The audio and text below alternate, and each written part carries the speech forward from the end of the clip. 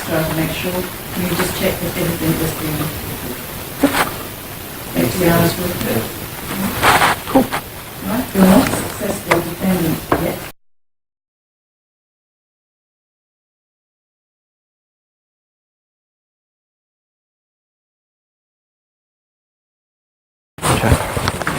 With the registrar about why they haven't supplied me the information I've asked. The information I've been asking since the 16th of November from the registry. When and what was served and when and what was filed. I have no idea. Did you come up to court to serve? No, I didn't come in on Wednesday. I was going to, but I didn't. No, I have no idea.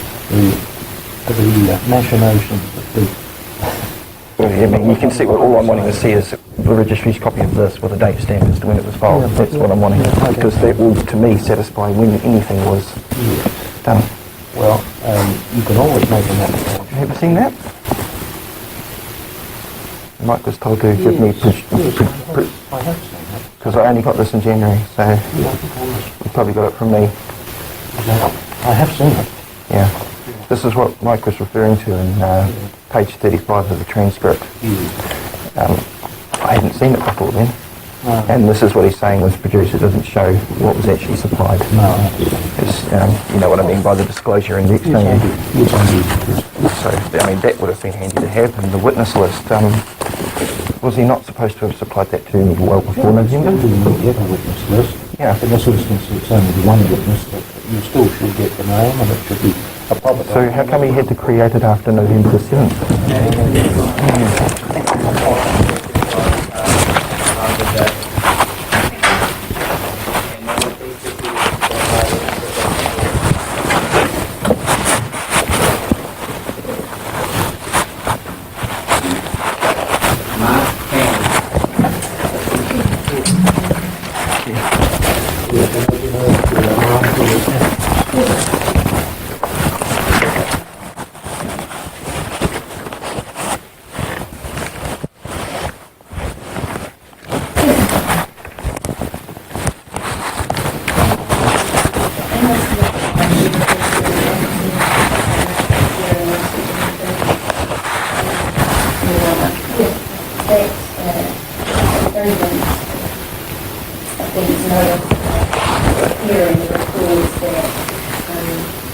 On the 22nd of April,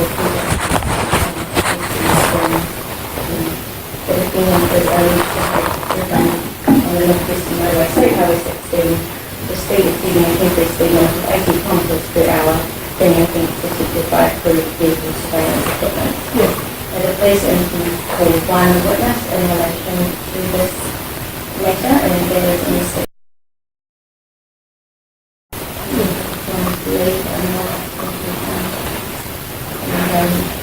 Before you do that, Mr.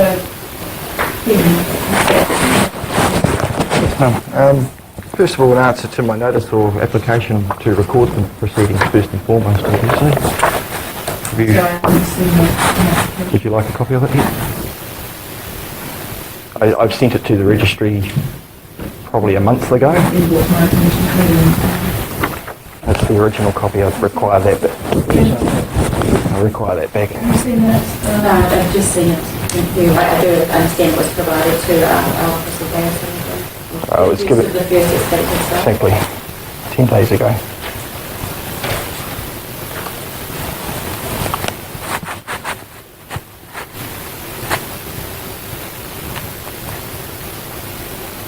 Yes, definitely.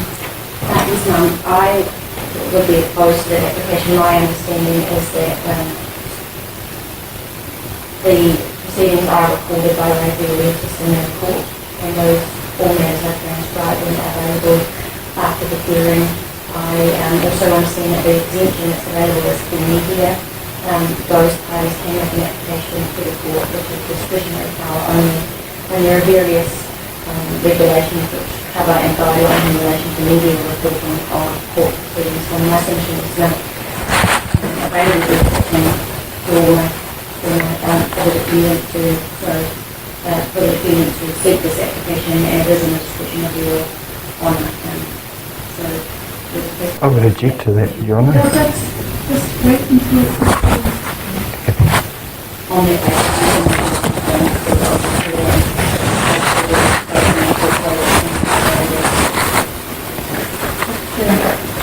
Well, I really don't have any view, but I would think a reasonable request from the defendant for transcripts and other court material would be something that ought to be supplied and to any defendant who requests.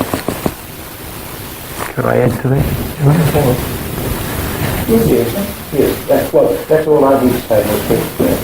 That's enough. And I do know he's used his best endeavour to try and secure that information. The transcript has been provided with it. Well, 2 months on, Your Honour. I've been requesting since the 14th of, 8th of November for that transcript. I received on the 8th of January, 2 months on. It wasn't until I reviewed the transcript that I noticed there were some documents mentioned too, which I never got in the disclosure by the 14th of November, a report here. And it was only at the mid-January that I got that. So, sure. In regards to the recording, the Bill of Rights 1990 section 14 clearly states any person has the freedom and right to receive, impart and seek information and opinions of any kind in any form. And I have checked with the registry, this has been going on since June last year, asking for them to provide some rule or regulation which states I do not have the right to exercise in this public courtroom. They've told me it's a public-private courtroom. They've sent me media stuff. As a normal man, I have that right. I don't have to be a member of the media to want to seek and receive as a party to proceedings. I believe I have a right to keep an independent and impartial record. And also, given that it's in regards to $80 million worth of revenue collection, it's also a matter of public interest. I hold a YouTube clip, a YouTube channel, where I've been following speed cameras now for almost 5 years, and the processes behind it and all of the guff that goes on. So, in that regard, there is some large public interest in there as well. But as far as the transcripts is concerned, the previous transcripts I've received have been incomplete, missing words. To me, a video recorder, even if it's an audio recording, will capture things far more better than any transcript would. I also asked the registry for a copy of the recording, video or audio, from this courtroom on the 7th of November. They told me none exists and was unable to supply me any. So the plaintiffs just stated that it is audio recorded, so there's a little conflict going on there because the registry's telling me there is no audio video recording, and Well, Mr. King, if I can tell you that what appears in this court is recorded. It is not transcribed as we are talking. It is transcribed later if the judge approves the request. You asked for the proceedings to a transcript of the proceedings. They were transcribed. I checked, I had a brief look at the transcript when I had time to be able to do so. I then asked my associate, my PA, to go through the transcript and listen to the recording, and she amended the recording. I think I explained, when it was released to you, it said the reason why there was a delay because it had taken some time no explanation. for the transcript to have been corrected. I was given no explanation. I'm sorry, you should have been, but it was because, as I said, I wanted the recording to be as accurate as possible. I appreciate And that. you got the best, you got an accurate copy of what So, if you make that request again from what you're making that request In regards to for any recording that is made, audio recording, audio, there is no visual recording. I thought that was a camera sitting up there, I'm sorry. Up in the top corner there, is that not a camera? Well, there should not be. But that's not a camera up there? But, Oh, isn't it? Okay, sorry. the normal, in most courts there is no camera. There have been cameras in some of the Manitoba courts, but they're not operational. So there is no visual recording. Okay, thank you for clearing that. I am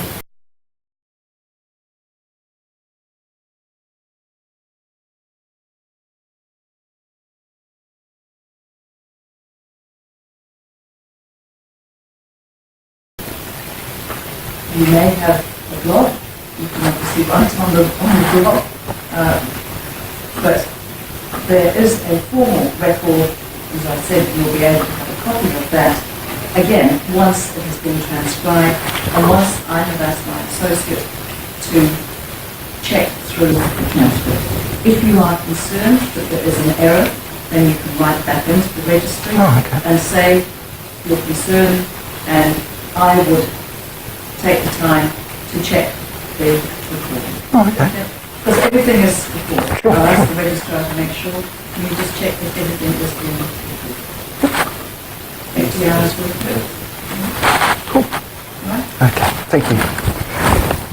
So there's another application again. No, it's just that application in regards to recording for today's matter. I think the rest are just two motions for dismissal and a motion for costs that I've supplied. Have you received those? Well, they were received on the 8th of January. Sorry, I haven't read them. It's a 20-page motion for dismissal and a 3-page motion for costs.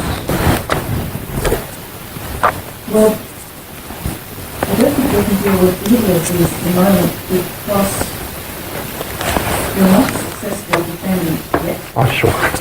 And in relation to the no facts and evidence have been supplied, I haven't heard the text. Fair enough. I haven't heard. I'm just going to what's been supplied to me and reviewing that. And you said something about a document that was not supplied. You made the Section 30 order last time we were here on the 7th of November, which I did receive a lot of stuff that I already did have, plus some documents that I didn't have, including what looked like one that had just been created, a witness list that had been created post-November the 7th, which had been told I'd already received beforehand. So that was a bit of inconsistency. And there was this report here from Inspector Kelly Ryan. Now, I realised this report existed after reading the transcript after the 8th of January, and I noticed on page 35 in the last paragraph he refers to this report. I then contacted Mike McMurtry and asked him for a copy of it, which he supplied to me. He's stated that this report itself doesn't show any proof of service that I got these documents, just what that Kelly Ryan produced at the time. I maintain that all I ever received from the 30th of May from the initial disclosure was a photograph and a summons along with my own documentation back. So is that No, it just seems to me that that's still more that's being disclosed after the time I was supposed to have it disclosed to, and secondly, we still received no evidence or licence status. There's no New Zealand Transport form stating anywhere that their current licence exists, or that there's records of the vehicle, but there's nothing what to do with the driver's licence or anything in the file. So, I don't see. Well, surely you must have proof of a driver's licence for the driver's licence lane transport to apply, and would it not be for the plaintiff? You're not charged with driving without a licence, though. The charge that you Is that not proof of authorisation? is a speed. Is that not proof that there's authorisation for them to issue that ticket in the first place? Would you not have to have a driver's licence to be issued a speeding ticket? So you can be issued a speeding ticket without having a driver's licence? Yes. Oh. The fact that you're driving, many people drive without a licence, and they I was under the impression that the land transport rules only apply to someone who's asked for that privilege. So anybody who says this can drive on the road. I'm suggesting everybody has the right to travel freely along the common way, accessing the common way, and that's completely different from driving a motor vehicle for commercial use. You're exchanging a right for a privilege. Right, well, I don't think we need to get into that. You were just asking me, right? So, you also asked for me to produce the email copies supporting the production of the letters that I sent. I didn't have them with me last time. I have the email, the verification for acknowledgements on those dates that I stated, plus there's also copies with the attached correspondence. I would point out on the bottom of each correspondence to the New Zealand Police there's a note of failure to respond. No response to me, they've acquiesced. So would you like to? yes, thank you. Yes, that's Mr. Chambers, have you seen it? You were all that I asked. All of this was emailed to everybody about a week after our last hearing, so it's all on record. If they haven't seen them by now, that's Sorry, so the copies of these were sent to... Copies of Well, if please that was copy. sent to Mike McMurtry. Yep. I would point out the email that I initially sent to, that I was getting the automatic acknowledgements from, the one initially noted on the cover note from New Zealand Police Infringement Bureau, no longer gives you an acknowledgement back that you've sent them something. That's changed. Every other time I've sent them, I'm getting it, and that's a good way of keeping track of what I've sent, but for some reason they've stopped that now.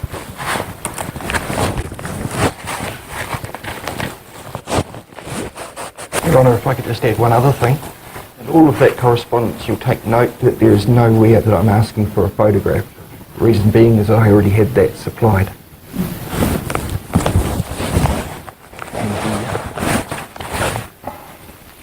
The witness list there states photographs too, on the one that Mike created after the 7th of November.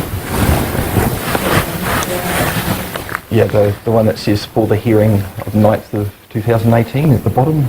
The witness lists and exhibits, it states photographs in plural. There's only ever been one photograph and no evidence of temporary speed zone existing. Are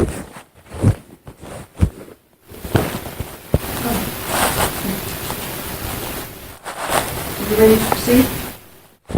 However you wish. So I'm not sure if Mr Chambers has explained to you how the process works, but I probably explained last time, but I'll go through it again. That Ms Blackmore will present the prosecution case. There is one witness who's going to give evidence. You will be able to cross-examine that witness, and that is put your case to the witness. I'm not sure whether you are going to give evidence. You do not have to give evidence, but if you say this is what happened or this is what I'm going to say, then you will have to give evidence. I have no wish to incriminate myself, Your Honour. All right, well, you're going to have to be very, very careful about how you put the questions. All right? Thank you, Your Honour. Ms Blackmore, we're going to ask the witness, re-examine the witness, which means that she can ask questions that have arisen out of your examination. Thank you. If at any stage you need any assistance or you want to talk to Mr Chambers, I'm happy for you to talk. I think we have a difference of opinions, Your Honour. Mr Chambers has told me the sole purpose for the hearing here today was to find out if I was the driver. I've reiterated to him that my purpose of being here today is to hear the prosecution's allegations. It's not for me to confirm or deny anything, and yet he seems to continually be asking me if I was the driver of the vehicle for some reason. I don't get why he's asking me that. Does he want me to make a confession in some fashion? So, you know, we have differences of opinion as to due process of law and, yeah, so, and I have asked him for many opinions and I've not really got much back, so. Help me. No. But he's here to assist the court. But as I said, if you want to talk to him, then I'm happy for you to talk to him. I'll yell out if I need anything.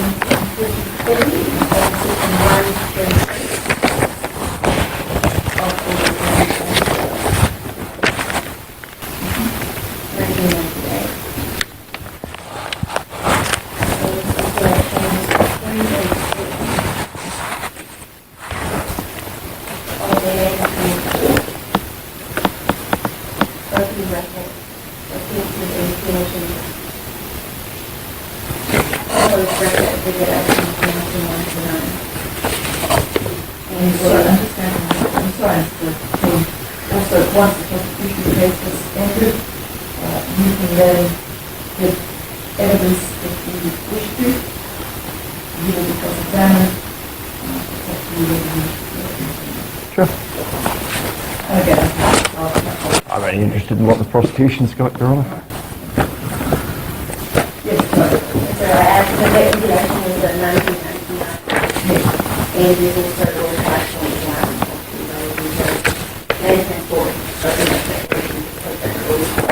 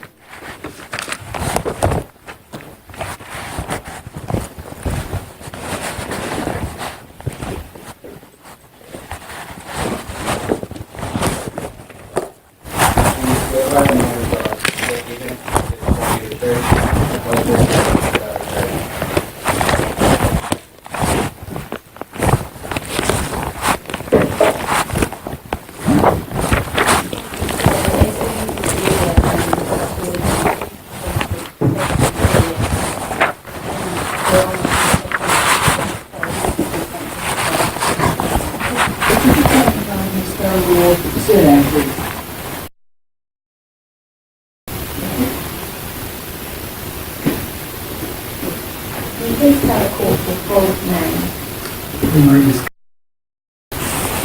And what area do you live in? I live in White And what is your occupation? Safety traffic camera operator. And who are you employed by? Employed by the police in non-stolen. And where are you stationed? Stationed at Hartlepool, Auckland. And how long have you been on this contract? Trained and certified in October 2013.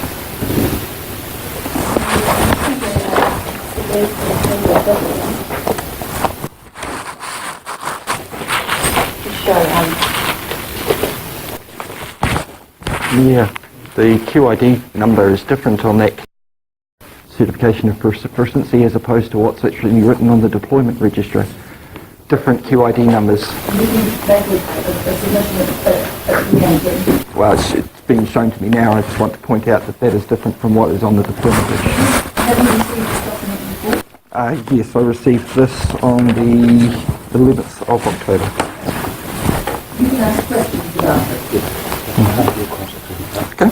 What is that? Oh, sorry. My apologies.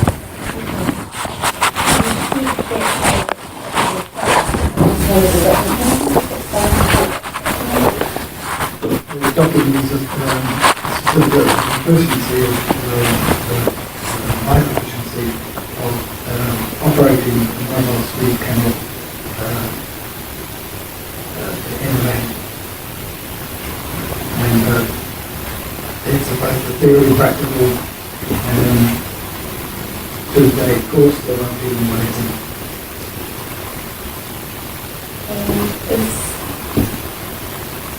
Is there anything else? Is there any date before you're on that certificate? Yes, date is 24th of October 2013. And do you produce that document as an exhibit? Okay. Is it accepted?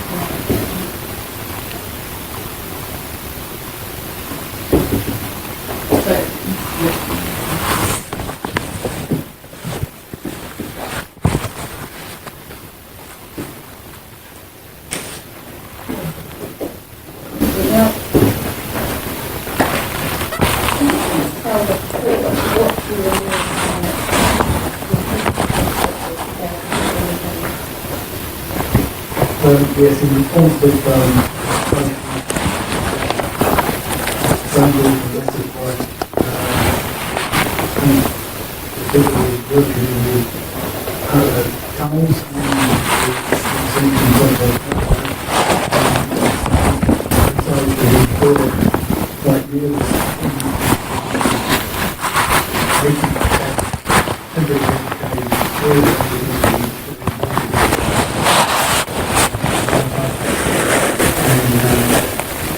I decided that I would Another document. Deployment register.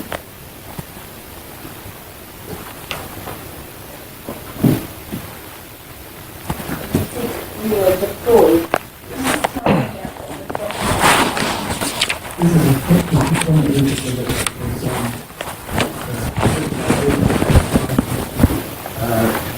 Parliament on that day. And what does it record about the date and start and finish time? It got date 2017. It's the time I actually when I actually start recording the radio speakers and camera operations on the 10:47 and 25 because it's taken so long, and the finish time is 14:52, so about 4 hours deployment time.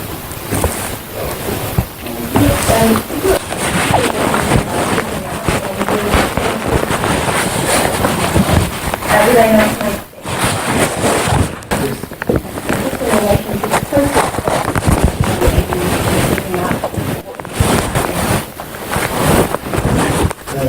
First of all, we make sure that we have a site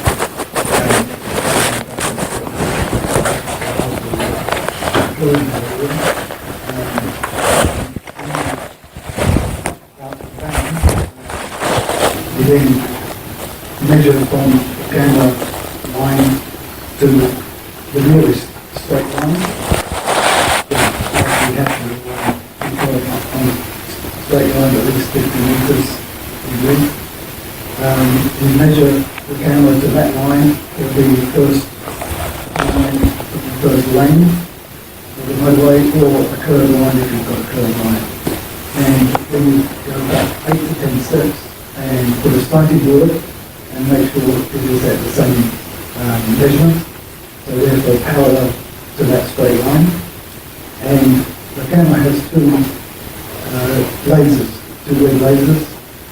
One that we put straight at the sighting board, which then puts the radar at the proper angle across the lanes to record the proper speed is going through.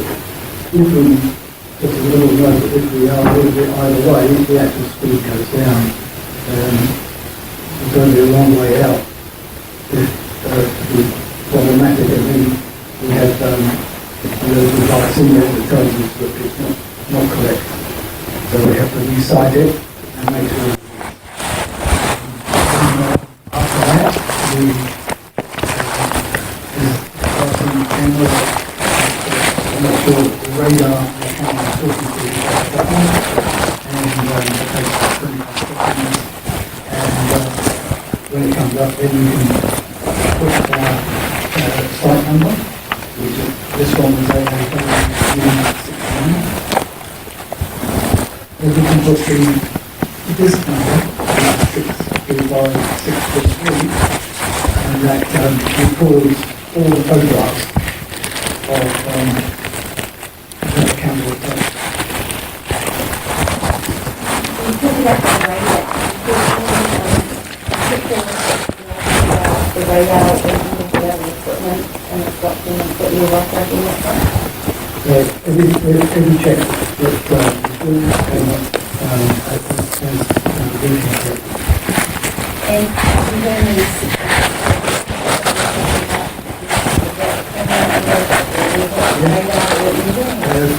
On the got I used the radar 162, computer 140, and the camera was a number of they're all linked, and they're all certified as working correct. The issue of certified.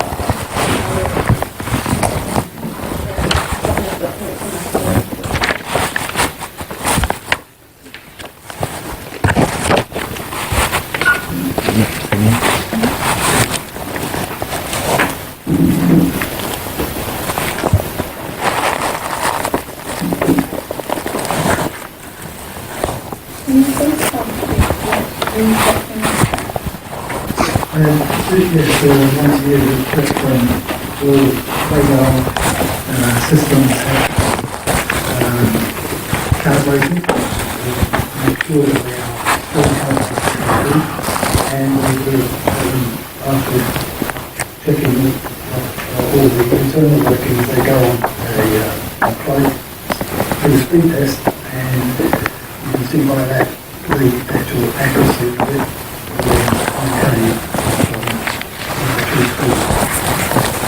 And what serial number is this? The serial number is 116.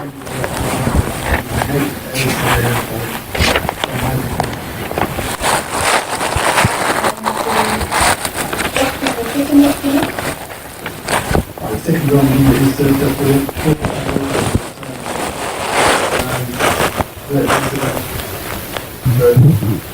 testing is accurate.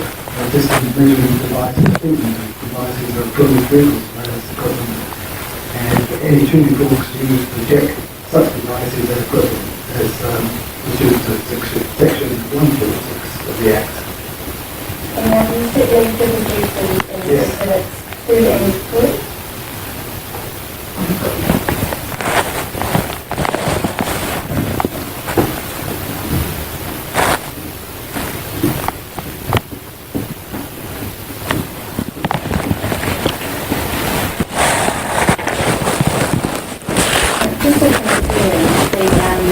What was the name and description of the road you were recorded with? It's very highway 16, coming down to Northwest. And suburbs? I've seen the different numbers suburbs because it's a suburb difference each side. Some people put all of you called Chevalier, but I also put from the bottom in comments the actual exactly longitude and latitude that I was at, just to make sure there's no confusion. And when you say that, you say at the bottom, what? That's the comments on there. Minus 36 degrees, points 870337, and 174 degrees, point 715458 is the exact reading I got from the van. And when you say the van, was there a registration? Yes.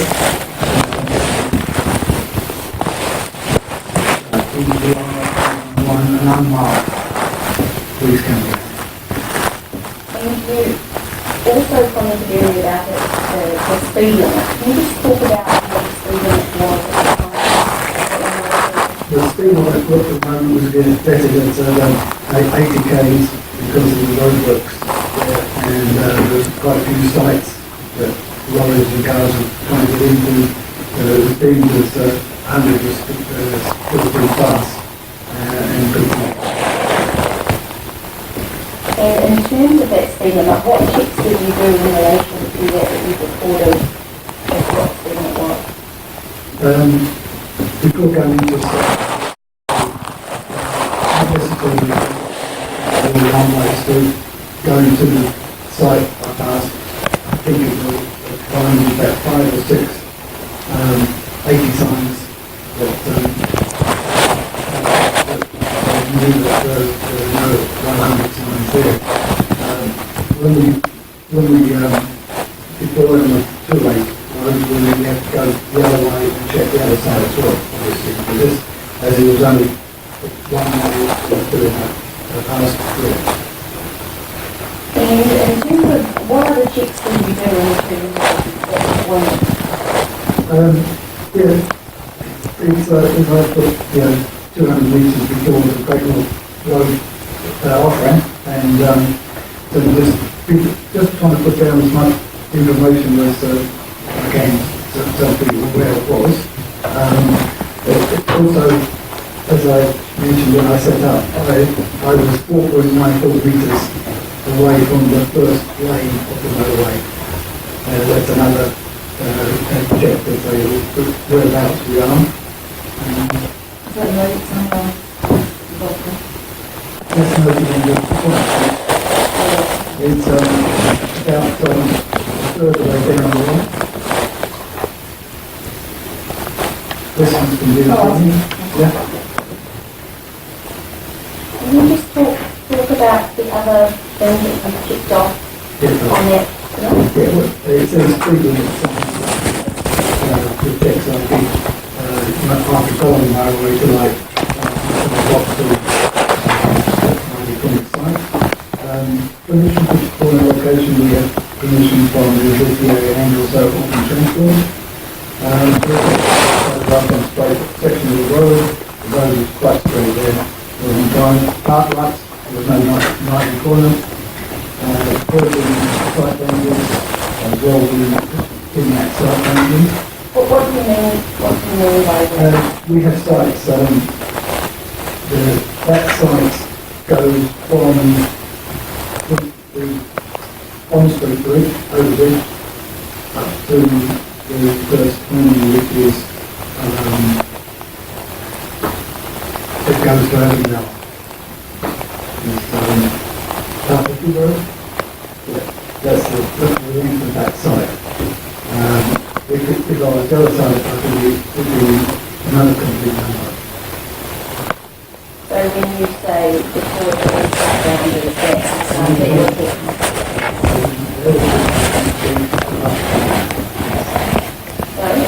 about. And camera radar line to lane, that's what I said about setting up the camera, the site rules and that, and I think yes, it's okay. More than 250 meters for reducing time with the signage, there wasn't one for quite a long way. And the tuning fork that I used to make sure that the radar was working was over on 2896, and that's it. Asked it correctly. And the other side is this is from the part reading this. Have a physically set the correct side of the road. Yes, there's a picture code that says that it's the right side. I entered the site correctly. The side of the road directly to travel was only one way. And I was only on approach because actually physically on one side one-way traffic of the road. And when I finished, I again used the tuning fork to make sure that all the nuts and bolts inside are working still correctly. If they hadn't asked, then I put cancel the list of the deployment ID is the year and the month and the day, and then the time, 10:47 25 seconds. And the total vehicles that have been past me in that 2.5 hours was 6,044. How is that? How do you know that? It actually looks up every vehicle that goes past. It doesn't photograph all those. It only photographs the ones that are over the threshold. And what's the threshold? The threshold at that time was 10, plus 10.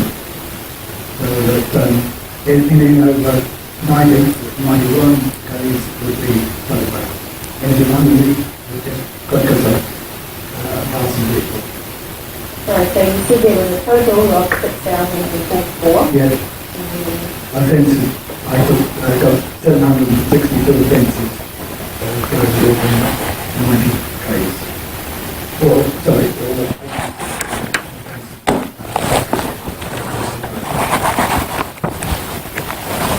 what do you report out for? The ICN number, and this is the risk alignment use, which is 5643, and then the first tuning test was 238, and then the end ICN number was the same, 999 for the test. So we look at 762, only 760 vehicles go past with a physical test either side, so we actually called that everything's been working correctly. If it wasn't, the last physical wouldn't go, then it wouldn't go through. And I say, under the traffic flow down the model, which is less than 2,000 and with the podcast page. The comments that longitude and latitude are down and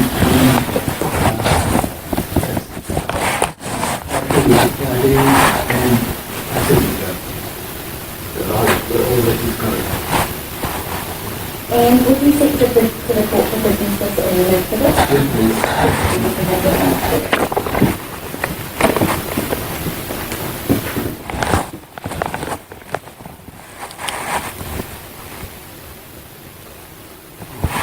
Now, you spoke also about photographs in your speaking area.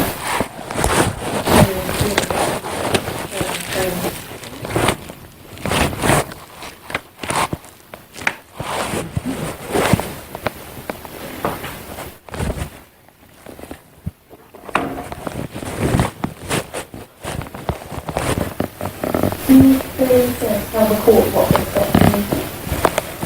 This is the copy of the business of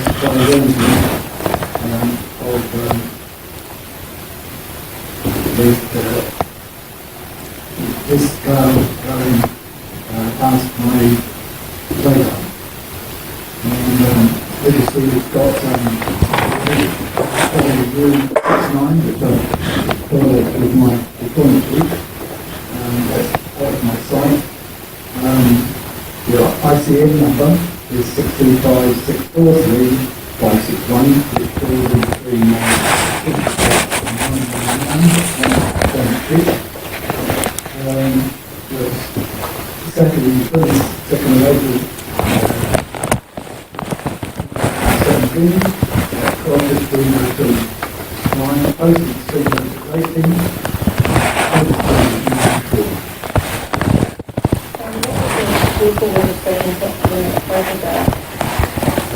which is FAN 394.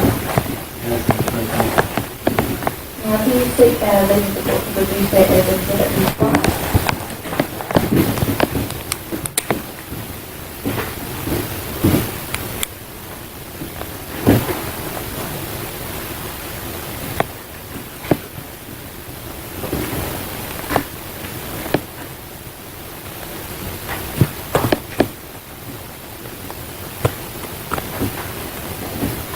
We just spoken about the registration number of the vehicle. Photograph, which is clear.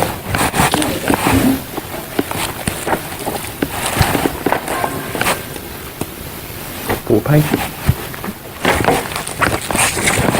1, 2, 3, 4. Yep. Can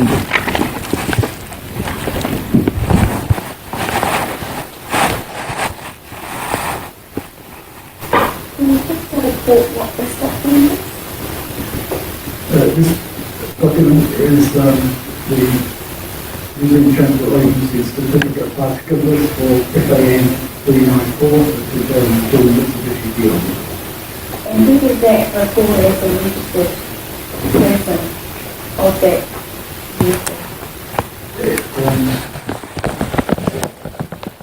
Registered person is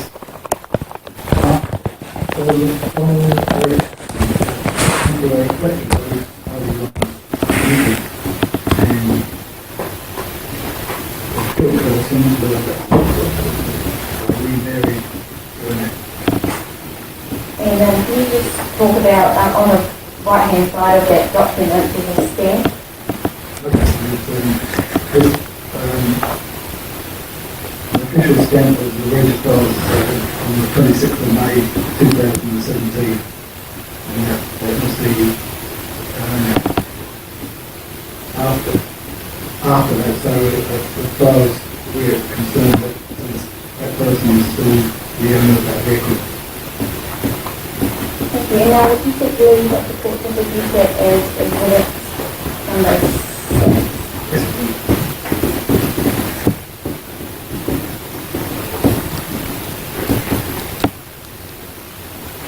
Now, is there anything else that you think you should be mentioning about the process that was undertaken on the day, or how did you complete the, for example, your day after you completed filling the actual deployment sheet? After I thought it was the good ones at the end of the number was 999, was that many that you get on my disk, so I was downloading on the computer to the disk, and put it, set it off to Wellington with my deployment sheet, this one and the one before it, which is from 001 to 237. That was the end of my part of the process. And when did you first become involved again in the process? After the first hearing, I get file, and I've been sent off to little prevails and the section procedure that we have the authority, and then I put my little sheet, the photograph, and my certificate, and send that off to the key. That's the two first steps on the legal registration documents. And how would you describe what you talked about today in terms of your role in your current role at the moment? So we've just currently put safety in front of our official title, the concern. We are very concerned that people are not sticking to the speed limits, and some of the adults are saying in the past we go in the car to get to the stop. And I've come back to this role because I feel that the community needs to be aware that speeding doesn't really benefit. I'm not quite sure exactly what was getting at, but I'm sure we're all concerned. But I think it was time you came to be involved in the case again. Is that right? It was more like how you considered your compliance with the rules and the bounds of your role as your employee. Well, the first three items come from PID, and should have been sent out already. So I have applied. It's prosecution,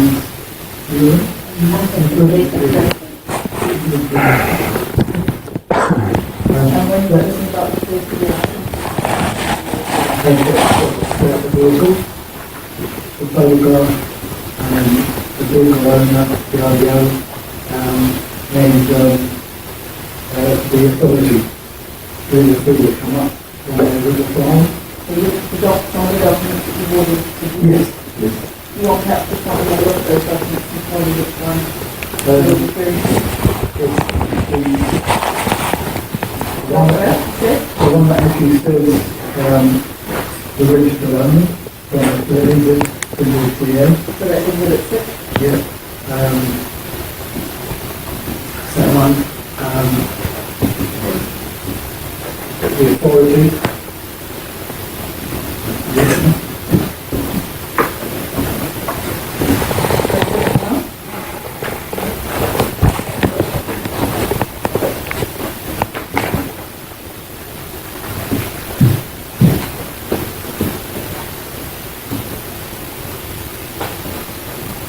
Yes, it's the authorization, the certificate, and the photograph. So what organisation, what number does that have on the back of this one? 6. No, sorry, 3. 6, 3, and a photograph. And that's 5. They come up from Wellington in the file, and then I put my certificate, which is 1, my deployment sheet, which is 4, and the certificate accuracy, which I have to send away for number 2. I put those together with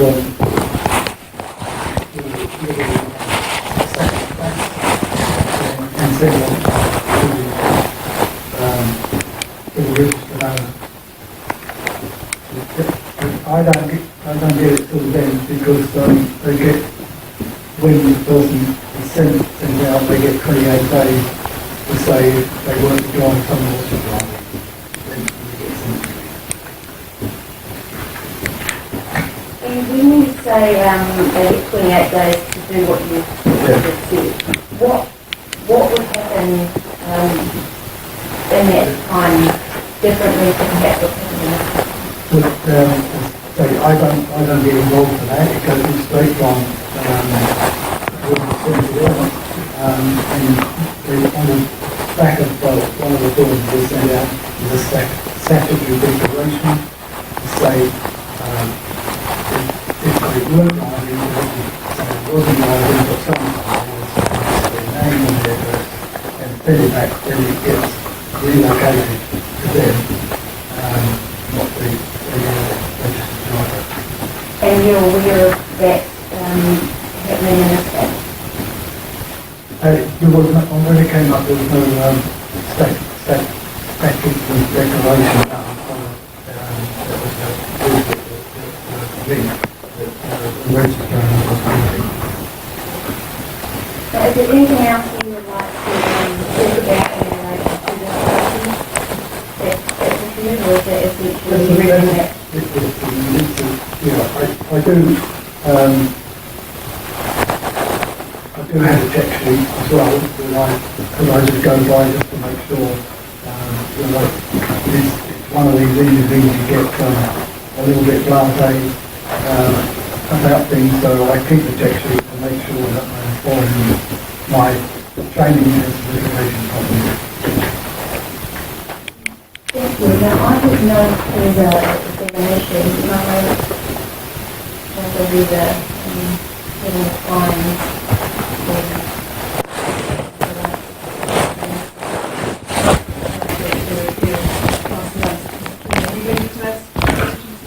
Oh, well, it's fresh in my mind. I'd prefer to ask now as opposed to having a break. That's fine, if need be. Sure. Yes, thank you.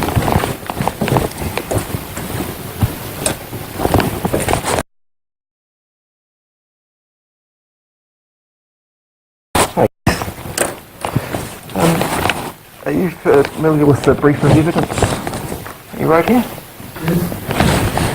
You wrote this?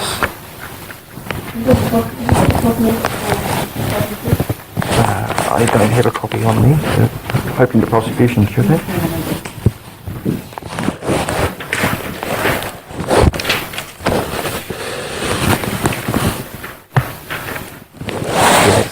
Yep.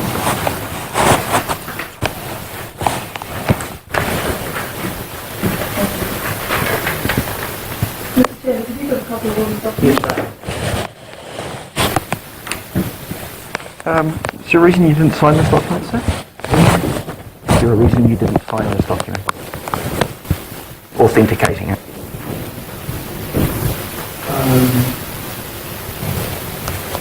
Usually do. There's no reason to sign it. Well, you authored it, which is why I'm asking if this is actually something you wrote. Because there's no signature, I'm asking if this is something you actually remember writing. Yes. You mentioned on here the time, the date, the place, the location, the legislative rules and provisions you're all acting under. Is there any mention of FAN 394 in this brief? Of the vehicle, FAN 394. Is there any mention of the vehicle in this brief of evidence?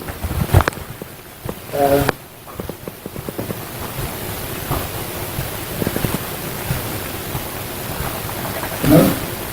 Okay, so you're basically just stating you were there on that day doing that thing, basically. This is just to say you were there. There's no actual evidence that FAN was there written in this document, that that vehicle was there. You're asking me about 3 questions. Sorry. Break them Sure. down. Okay, so there's no FAN 394 in this document. No.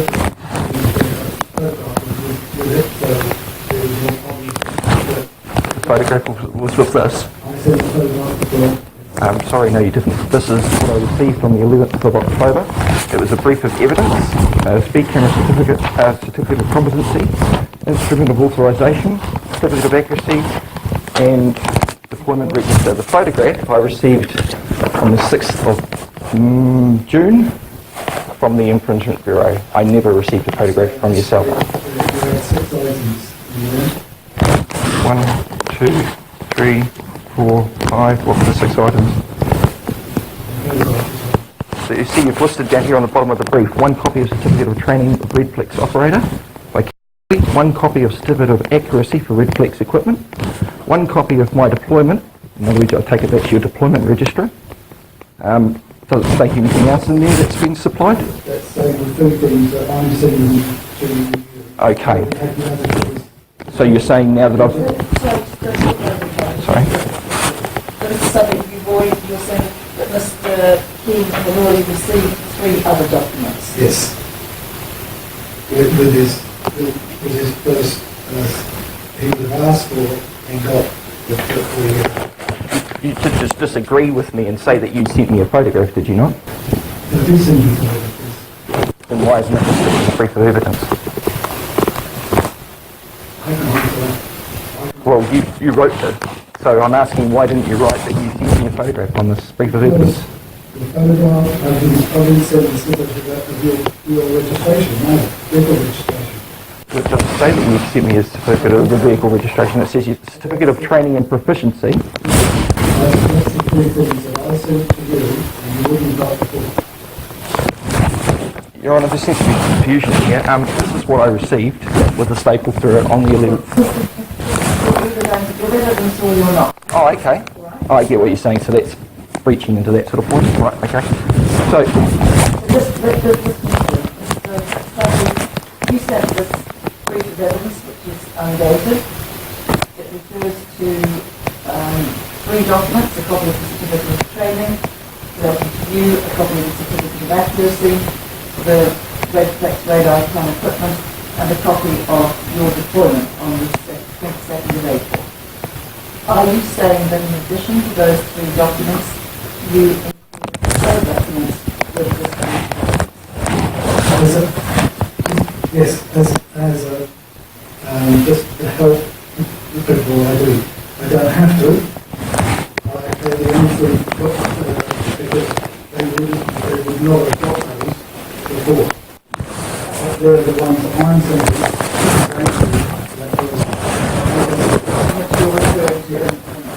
I send copies of the others just to make so they know what it's doing. And what are the copies of the other documents that you are referring to?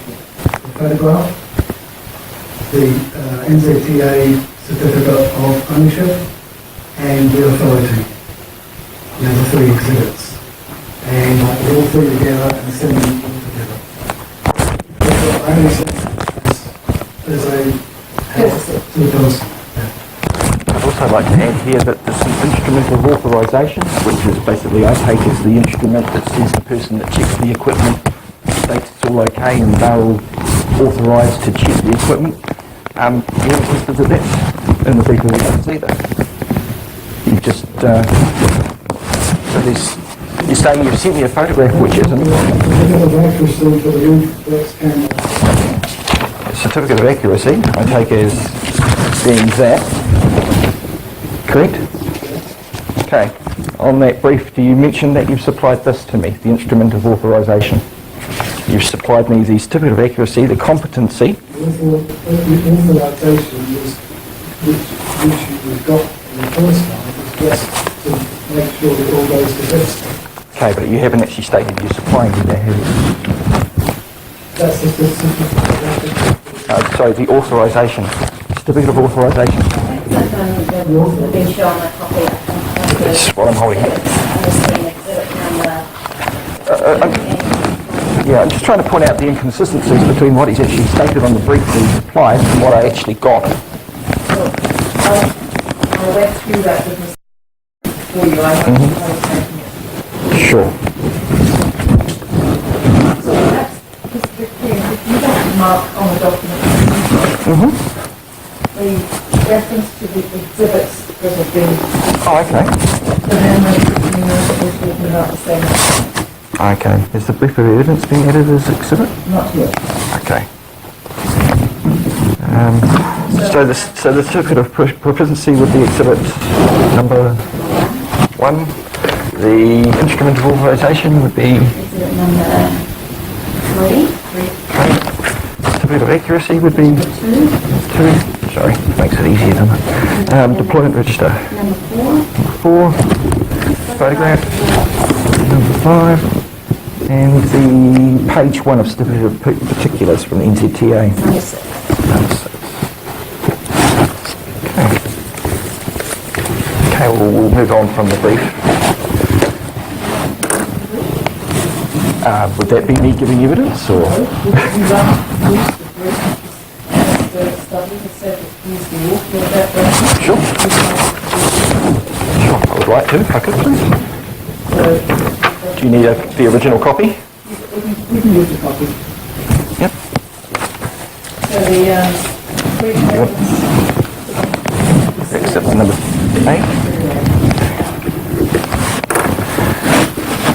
Okay. You mentioned, sorry Keith, you mentioned on the deployment register your QID number is KSEM71, is that correct? Sorry, and that's on exhibit, sorry, you're correct, you're on it, yeah, on exhibit 4, is that correct?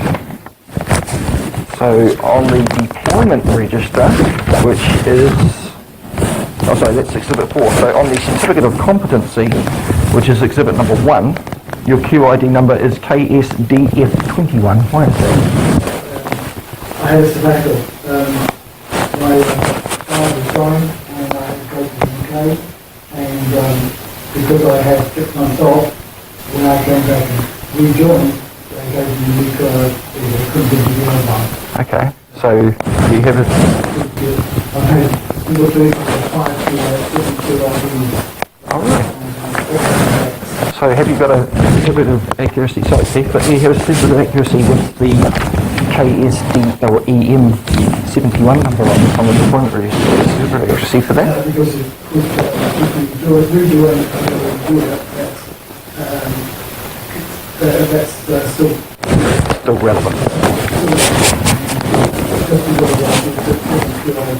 is irrelevant. Well, it's been produced as evidence, so to me it should have the same number on both documents. Is that not a fair? Sorry, please don't talk over each other. Just let Mr. Ford ask the question. Yeah, to me, for it to be produced as evidence that your QID number is proficient, then what's on the deployment register surely should match what's on the certificate of accuracy, should it not? In a perfect world? They do, it doesn't make it, as long as my name is the same and I'm the same person. But as it's being entered as... QID. Okay. Okay. I comprehend what you're saying there. So then on your deployment register, have you written your name? Oh yeah, you've got that there. Is your name spelled K-I-E-E-T-H or K-E-I-T-H? Okay, there's quite a few misspellings there somewhere I saw. Okay. Thank you. I'm just going to pause there. Sure. Cool, got some notes.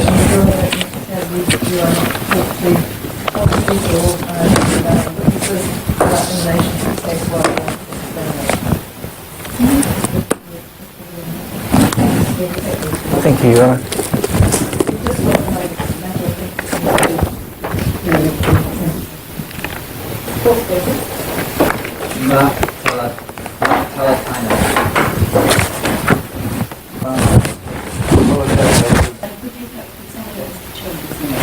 I will. Sure.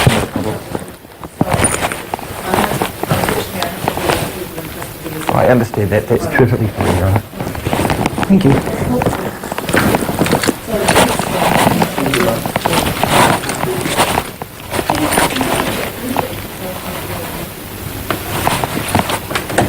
But as it's being entered. Mark Kane.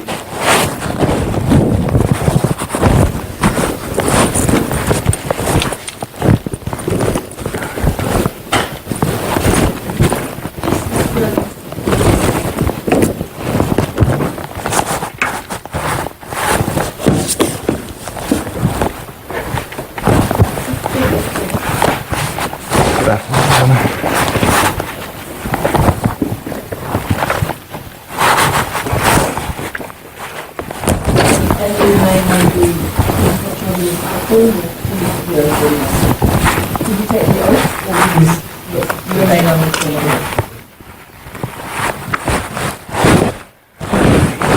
I believe all we were up to last time was that there was no FAN vehicle mentioned in the brief. And that's about where we were up to last time, is that correct?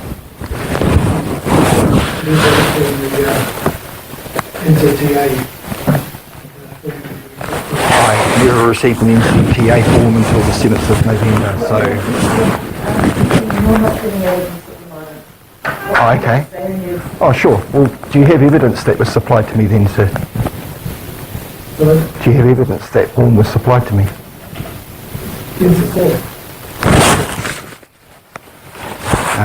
Sorry, I have no record that you have supplied me that form. You stated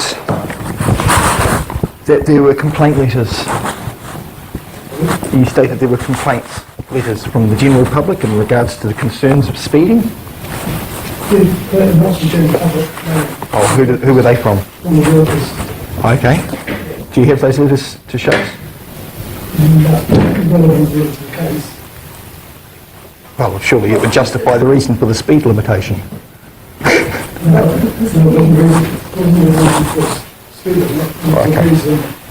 Because people were breaking the speed limit already imposed.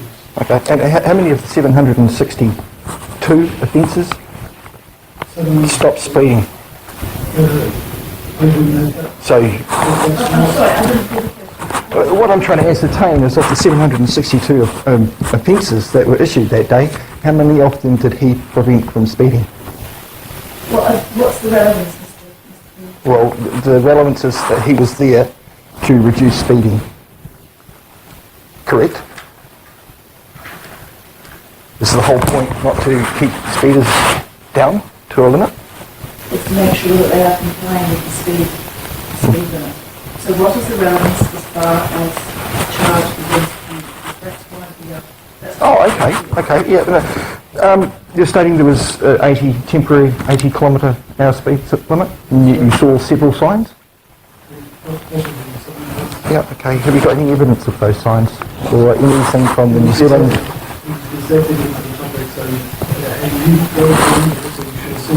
No, I don't. It's not what I recall. Do you have evidence of the sign? Anything from the Transport Authority or something that would suggest there was a legal site in operation that day of 80 kilometres temporary? I haven't got physical evidence, no.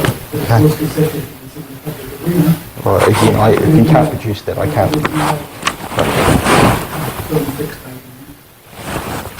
Yeah, I see it's now changed to an 80 kilometre. What I'm questioning as to whether or not it was a temporary 80 kilometre on that day. And you've produced no evidence to say that there was, other than your own testimony. You state on the reflex radar equipment, you've noted down the tuning fork serial number on your deployment register there, as you're supposed to, according to the operator's module of the speed camera. Sorry, the deployment register, exhibit 4, he's noted the tuning fork serial number. Is that serial number is that tuning fork supposed to be certified as accurate? And so where is the serial number in relation to the certification?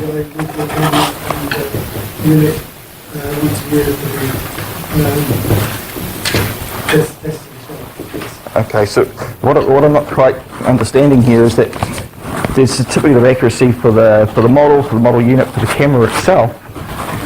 What states that the tuning fork is accurate?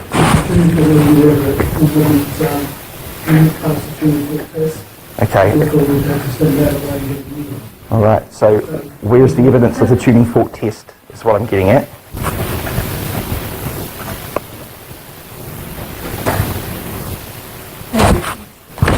On my deployment, the tuning fork test twice when I started and when I finished. So you're certifying the accuracy of the tuning fork? If the tuning fork was wrong, or something happened to it, it wouldn't pass the test. How would you know that? Because it wouldn't start, the system wouldn't start out, or it wouldn't close down. And also, I couldn't go on to test the radar, whether that's functioning properly. Okay. So if the tuning fork was anything wrong with it, it wasn't going at 87, the waves, airwaves at 87, the system would start. 87, what do you mean?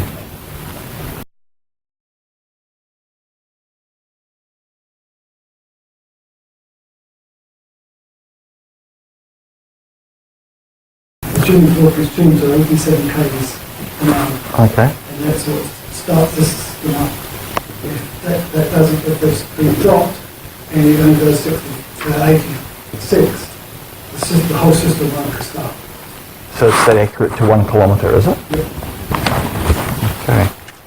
And yet it doesn't say on the recorded speed here 93 to 95, does it? No, because of the actual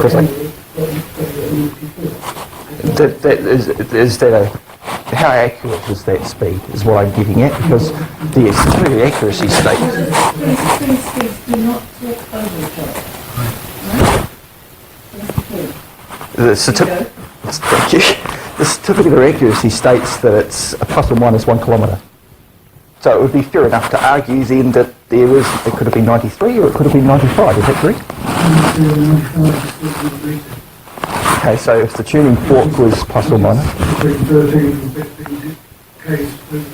Yeah, and you had the threshold set to 91 or higher, is that correct? Okay, so at 91, what would be the minimum ticket? Minimum cost for the ticket? Same as yours. 80. Is there any chance of anybody getting a $30 minimum ticket on that day? No, that's only statutory holiday weekends, schools, and sometimes over December, January, Christmas time, there's a lower threshold. And the cost of that price is defined where? From my understanding, it's up to the first 10 kilometres of an hour, it's a 30k ticket, and then an 80. Somebody is not giving evidence about the fines, he's not here to do that. Oh, I'm sorry, Your Honour, I'm going by the speed detection operator module that was supplied from a lawyer to the New Zealand Calibration Unit, where it states quite clearly that the tuning fork should be certified. That the tuning forks must be certified, and yet I haven't seen any certificate stating the tuning forks are certified. To the fines. Yeah, so, sure. Okay. So I shouldn't be asking that legal question? No. Okay. If you want to go back to the tuning fork and you say virtually certified, Okay. and you can go back to the public Sure. and say stuff. How do you activate the tuning forks? It's certified every time. How do you activate? How do you use them? You just get the tuning fork, and you just hit it, and it brings an airwave, which is a musical note. Do you have to hit it hard? Like any, it's just like that.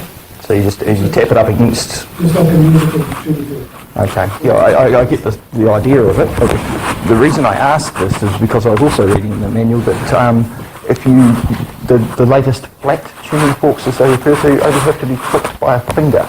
So if you're knocking it on somewhere, there's a chance that you may be knocking the accuracy out of the tuning fork by doing And that. start the system. So you're just solely going by if it doesn't pick up 87, system's not activated. Okay.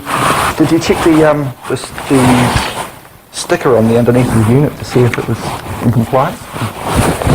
Up to date? The expiry date of the camera unit, as you're supposed to each time you set it up each day. You get a certificate of accuracy. Did you physically visualize the... I know if it comes back, I know it's 1375. And did you do that day? Yes, I did, because I just put the numbers of cameras. I'm not in the same van all the time.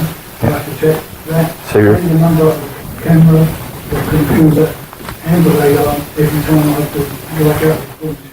Okay, so again, it's simply because it's what's in the manual that I've read as to what the rules and procedures you're supposed to follow, that you should be checking that sticker every day before starting. So if you didn't check it, it's one thing you haven't done. You also state here that you aligned it to the first lane or to the straight line. Which, sorry, I'll refer to Exhibit 5 here. Which line? Is it the solid line here that you align it to, or is it the first line of the lane? It's the first line of the lane. So the first, it's sort of... Not the first line, but it's second. Okay, so the... Just perhaps have a look. Have you got the photograph there? No, I don't think so. Could you just study it?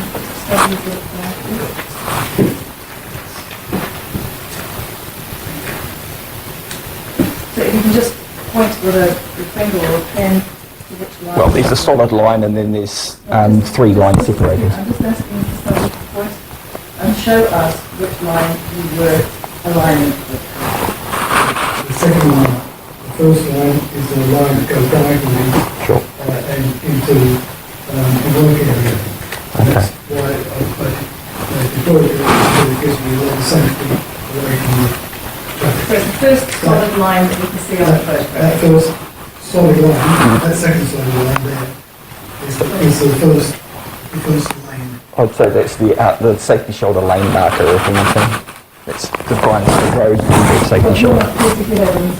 Well, just judging by the photo. You can ask Mr. Selby that, and they did. Sure. Okay, so you aligned 4.94 metres away from that solid line. Okay. So how far do you estimate FAN 394 was over from where you were parked?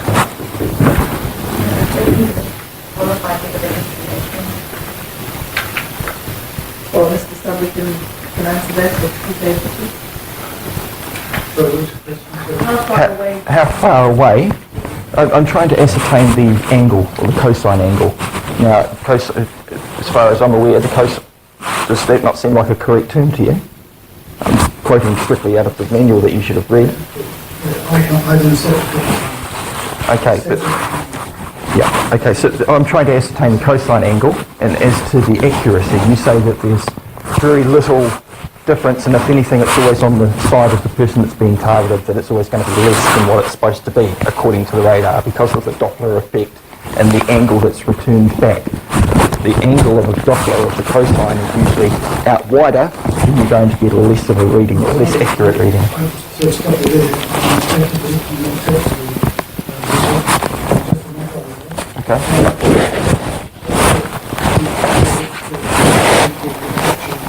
Reset for the actual tool radar. Do you operate the radar detector? Because this is a module for radar detector operators. And operates with you, yes. Don't talk of it, So you don't adjust the range? when you set it parallel to the right line, it is set automatically. I don't set that angle now. No, it's automatically determined by the device as to the angle that comes back to it. So if you're looking at a device that's on the first lane to you, the angle that comes back is very narrow. Shoot out, come straight back, so you're going to get a very accurate speed. But if you're shooting to a car that's 3 or 4 lanes over, Do you agree with that proposition? Yes? so if you're shooting to a car that's 3 or 4 lanes over, the cosine angle, in other words, the angle from the line that you measured, the straight line, from the angle to where the car is, that angle is greater. So therefore the accuracy of the radar is less. And they put this, It's still the same angle. how can that possibly be the same angle? So right angle. If you go now like that, that's still a right angle. It's not 90, the car wasn't 90 degrees to your device. The car would have been, I don't know, I have a wild guess at about 45 degree angle from where you were parked. Or should I say light motor vehicle? Sorry, 15 feet. Metric.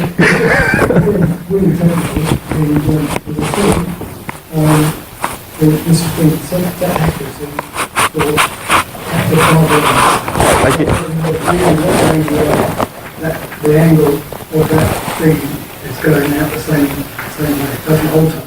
So you That aim is going alternative, but that's straight. and then when it hits the plate and comes back, is it not cut? I guess what I'm trying to state. Please, do not talk over each other. It's very difficult. And Mr. Keane, if you want to copy the transcript, you will understand how Right. difficult it is when people talk over each other. So both of you just pause before you ask a question or answer.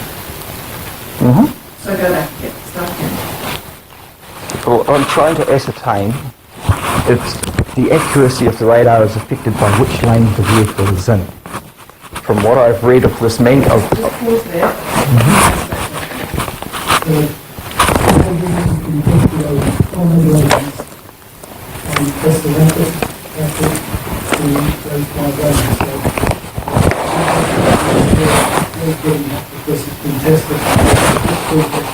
okay. It's been tested accurate over that distance. For myself to accept that it's 94, and I would point out it doesn't say 94 watt, neither does it say next to the number here ICN, to refer that that's an ICN number on the emphasis on the photo go on exhibit 5. It doesn't say 94 kilometres, it doesn't say 94 miles, 94 3 hours per second. It doesn't say anything, does it? So that's sort of left for belief. Now if that's saying I was doing 94, we'll just presume it's meaning kilometres.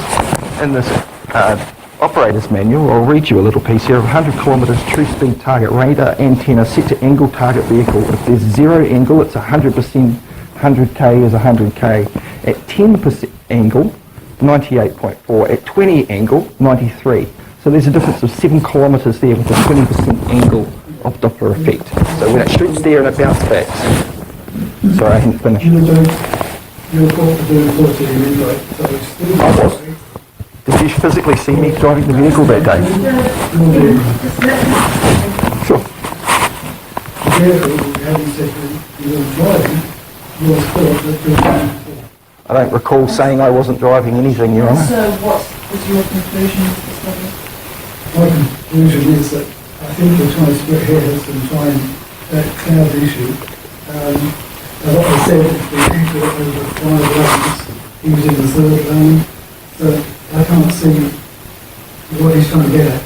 The unit was accurate to over 5 lanes, and I can't see anything in that. So you don't accept Mr. King's... Can I enter this as an Well, it's sort of the accuracy between maybe 1 kilometre out, 1 90, which is, what I'm saying, it's still within, which was arguing about being 93 or 95. I maintain that in 93 is still 13 Ks over the limit. Okay, it's at the point that you're saying here that irrespective of being 93, 95, whatever, it's still over 80. Okay, that's what you're basically saying, is that correct? It's still over 80, so still in fence. Okay. Well, as I'm referring to a manual that you've done 20-hour study in over a 2-day period. We've been talking about the manual, it hasn't been provided to the witness. Well, would you like me to show you what I'm reading? Sure. Can I approach? Sure. If you'd like to show them, this is page 12 of the DUT 244 Speed Detection Operators module by the New Zealand Calibration Unit. Just really pointing out this bit here about the Doppler angle, cosine angle. What it states on there. Sure.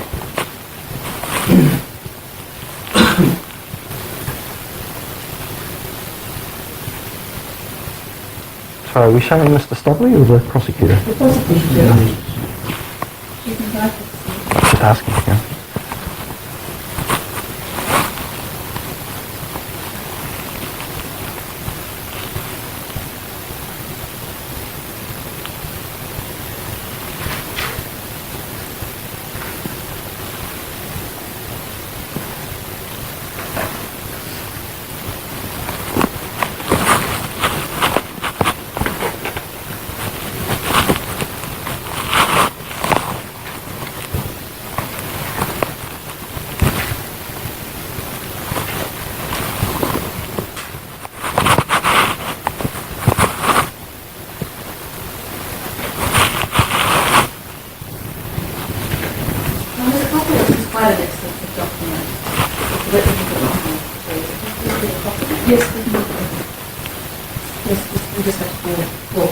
I can email it to you if you like.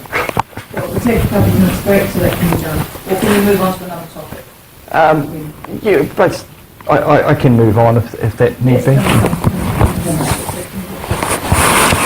You need to folder? Oh, it doesn't have to be put back in the folder, but there's 46 pages. No, that was really my only question in regards to that. So we've established that you haven't got any evidence to substantiate there was a temporary speeding zone. What was that?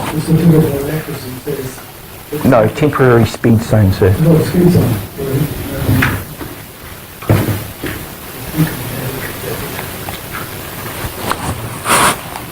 You think it was detected somewhere?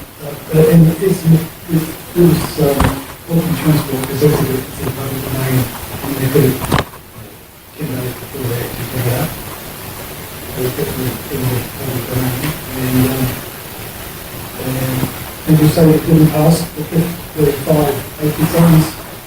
Well, you're not asking Mr. King questions. It's not for me to help you, sir. Yes, Mr. King. So there's no evidence of the temporary speed area.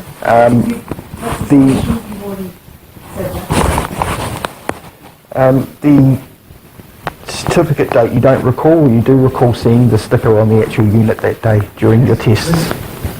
Okay. Right next to those three numbers Now you don't have to tick it. Thank you. Now the offences here you've got listed 762, yet did you not just earlier state that you do a tuning test before and at the end, and therefore there's actually 760 offences, or is there 762 offences? That's what I said earlier, to the tuning fork, so there's only 760 offences. The first one and the last one, and the numbers, the 99, 238 and the 999 are tuning fork tests. Okay. That proves that the whole system is working. Okay, I'm questioning the validity of what's written. You've written 762 offences, and yet by your own admission there was only 760. In the system, that tuning fork tests. Okay. So for us, we can't self make sure that it's working. Okay. So in the two list offences, That's my indication. The whole system is other systems. cool. So given that each ticket was at least $80, 762 over 3.5 hours, that's a good $44,000. That's not. I'm getting to my point, Your Honour. Given that the $762 or $44,000 worth of revenue was gained during that time, that's working out to about every 20 seconds another offence was being issued. In that 20 seconds that you may have issued this infringement, did you do any tracking history on the vehicle? Yeah, well, again, I'm going by that manual where it states that you must have a tracking history of 100 metres. Okay. You state you were allowed to deploy it. You were allowed to deploy that day on that site? Is there any evidence of that allowance or permission anywhere? The validity or the legality of that site being okay to be used that day? There is, we carry on the van, legal standpoint, open transport, and the GA that we are allowed to park at any of our known sites. Do you have that with you today? It's already a lot of known sites. And do you have that for evidence here today for me to see? Yes or no? We haven't got that evidence because we can't take it out the van. So you haven't got anything to show that you were given a... Sure.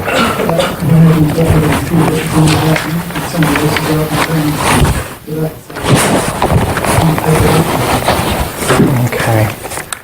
So in the photo or exhibit 5 I'm referring to here now, can you see myself driving the vehicle? Do you have a copy? Would you like to read it? So how do you know that it wasn't the other registered owner driving the vehicle? I know because you haven't signed the statute declaration.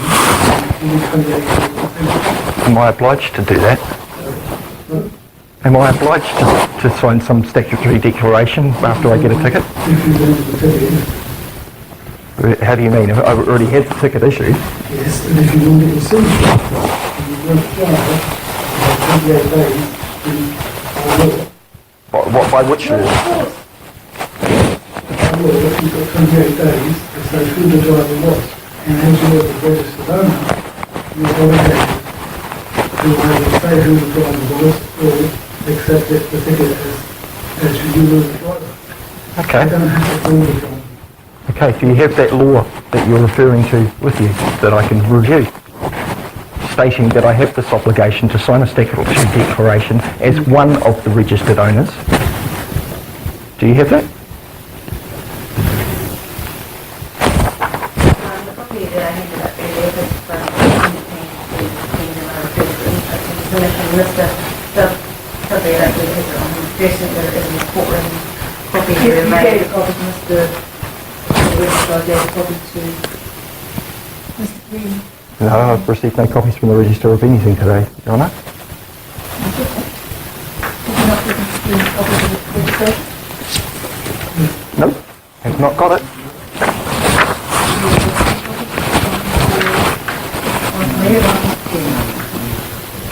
Perhaps I'll just hand in my copy and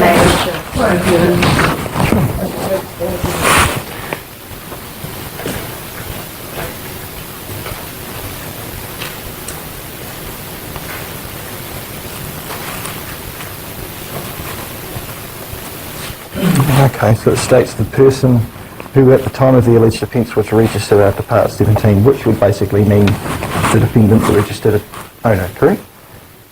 Which one of the registered owners had that obligation? Because it's jointly owned. Sorry, this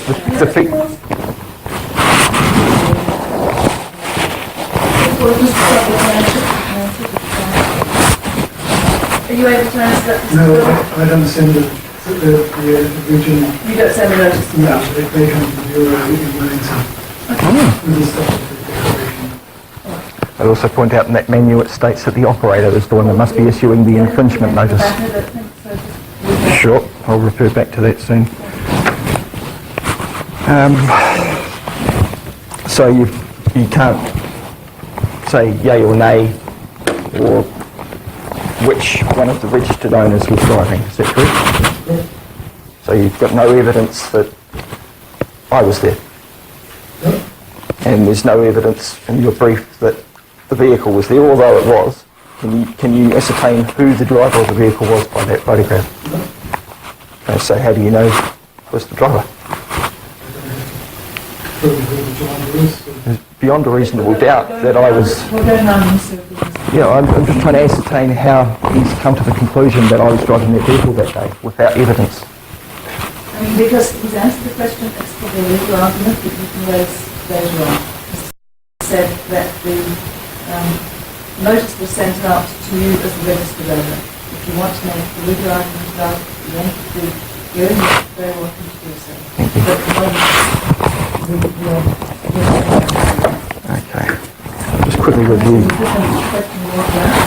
I'm just going to review my questions to check. You know, if you could just bear with me for a moment.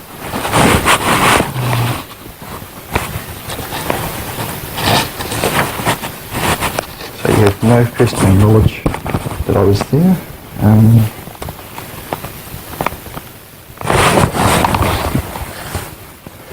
You notice in Exhibit 5 here, you stated, I believe, before that there were no signs within 200 or 250 metres. Is that correct? That you weren't planted anywhere or deployed? No reducing signs within 200 metres of where I was. Okay, so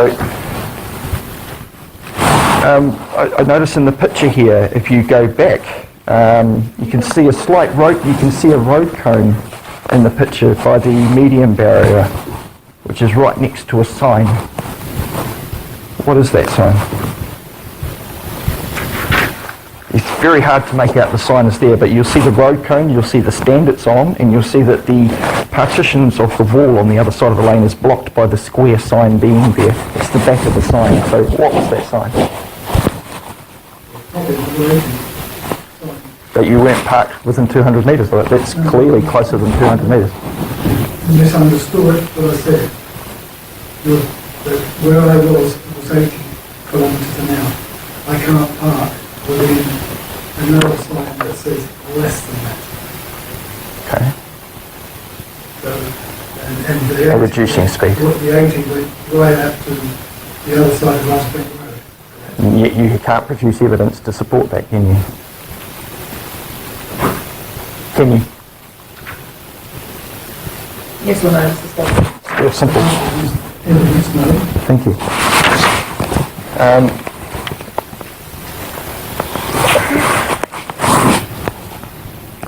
So you send these discs off with 762 offences to Wellington, is that right? And they issue the infringement notices, is that correct? That would rely back to that module again, whereas the operator is supposed to be the one issuing the infringement offences.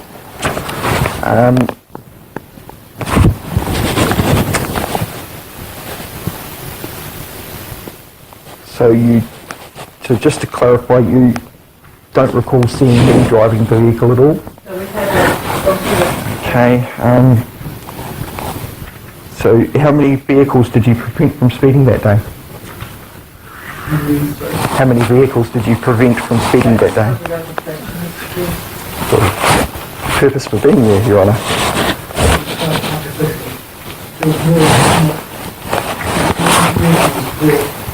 Not speeding and speeding. That's proven on So yeah, I'd say there's probably, 15% of the vehicles were offenders out of the 6,044, I think it was. Was your window screen tinted at all? Was it tinted, is the question. And does firing the radar through glass affect it in any way? You sure? It doesn't affect the range at all? Okay.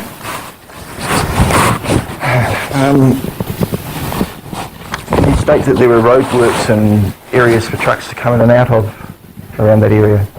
Have you got any evidence of that? Relevant? Well, the reason for the temporary 80k speed sign being there is because of work sites and whatnot. And what's relevant? Well, like he stated that there were trucks and entrances and out for work sites, and asking This is as far as this goes. to validate whether or not there was an 80k sign legally in operation at that time. Because in the photo I don't see any entrances or exits or work areas anywhere in this photo, Your Honour, which is why I'm asking. Question's not asked is one that you don't get an answer for, I suppose. Is it possible that the equipment was faulty? No, as I stated that with the tunable test, it came positive, so I knew that the system was okay.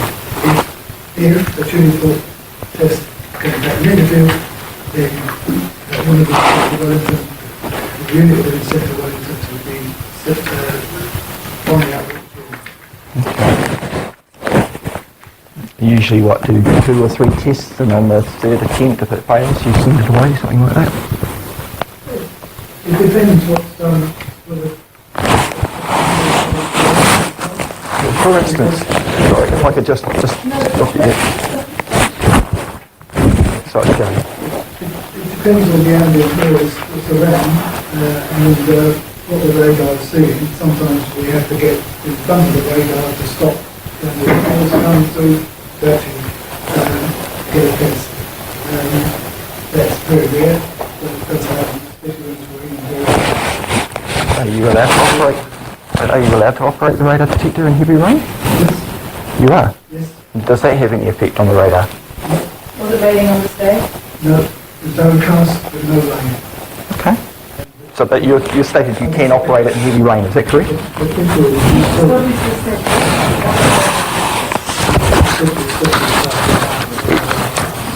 Excuse me, Your Honour, he did state that it wasn't raining that day, but I am asking him if he is, according to his knowledge, allowed to operate that radar detector in heavy equipment. Okay, thank you. If you were moving inside the vehicle, would that have any effect?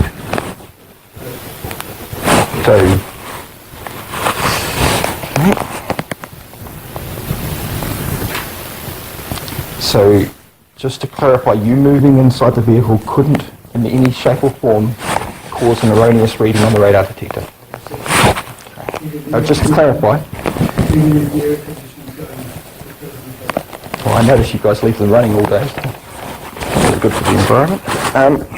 To your knowledge, you've already stated it was correctly calibrated. Is that correct? Yes.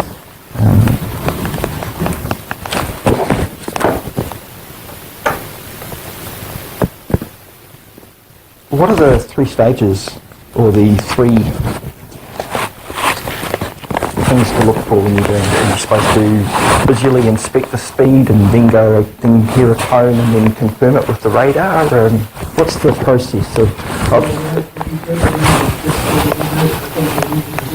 When it started, the only thing I have to do is change the aperture if the light changes.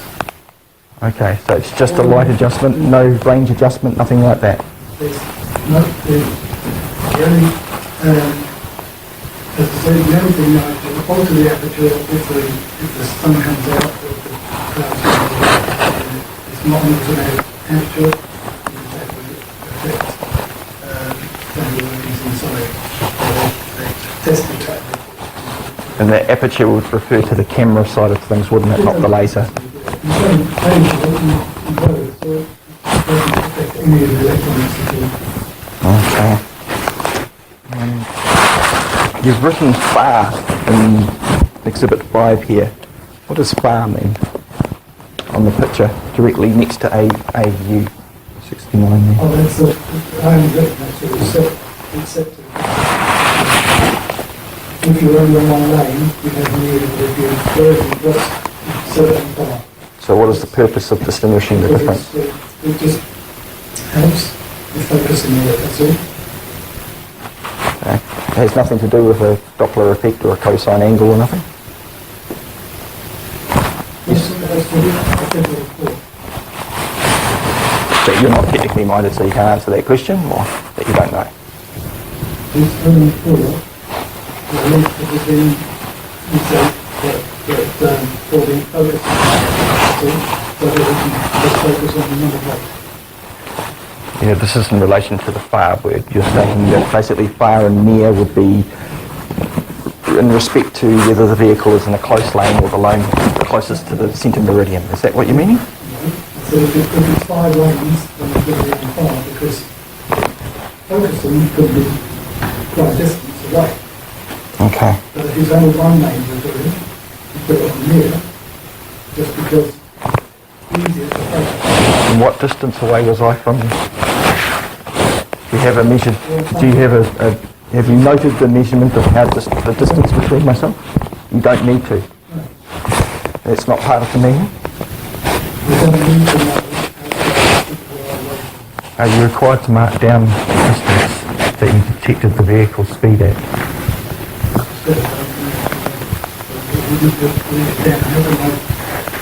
I'd have to guess how far you were So away. the answer is no, there's no, you don't need to. No, don't you? That's yes. Okay.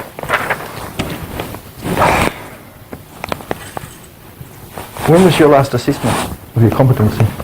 Do you get regularly checked, or is it just once in 2013? They checked my photographs, and I'll soon get be told if something's wrong. Okay, so they check your camera acuity, but what about your competency in operating the device? Well, this news phase, so 3 months ago, I just trained 3 people up to the standard for certification to be Are you a certified instructor? a certified 20 years. I'm not certified that they're good. So the last time you had a competency assessment was, Probably 3 months ago. and do you have a certificate do you have a certificate of competency to support that? It's just to make sure that I'm still doing the right things. You can't get another certificate of competency. Oh, I just sort of thought like for the accuracy, it gets tested every 12 months. So. I just said that they don't get another certificate of review, the certificate just stands, and they don't tear it up and throw it away. Okay, so it'd be more you wouldn't get it. If you weren't competent, they would just say, no, you can't do it anymore. Exactly. Who is ATAR 87, the issuer of the notice of infringement? No. Do you have a copy of the notice? Do you have a copy of the notice? I have only put in a notice of hearing of the infringement. I have the infringement there. I'm going by the notice of restrictive infringement events. It says, I think it says on there. So,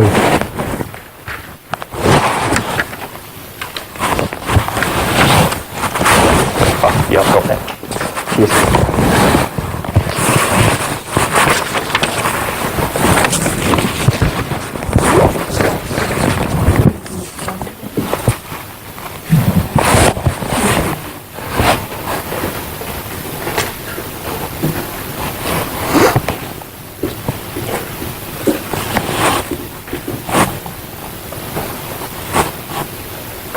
So, Mr. Subby, do you know if you remember ATAR 87?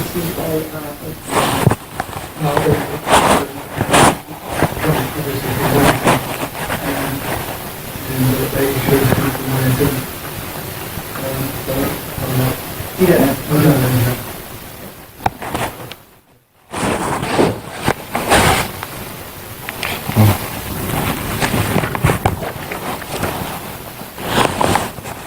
So,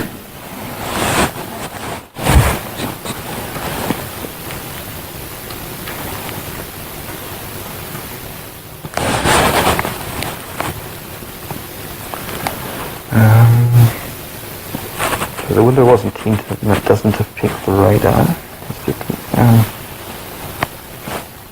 Did you see any roadworks or construction that day while you were operating? Yes, the tunnels were still being worked. that area that you took the photograph anywhere near the tunnel? Yes. About 500, 600 metres or more. So that's the only pathway. I guess the point I'm getting at here is that road doesn't just solely lead to the tunnel, does it? No. Okay. There's the contract to North Rainbow Road, 200 metres up.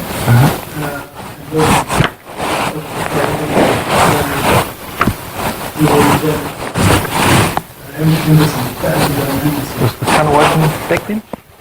Was the tunnel open back then?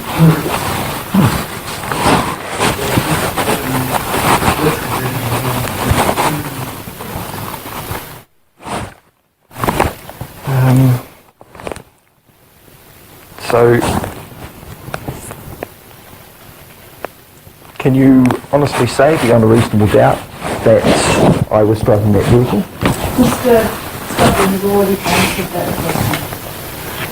I think I've repeated some of my questions in the notes here, Your Honour. I apologise.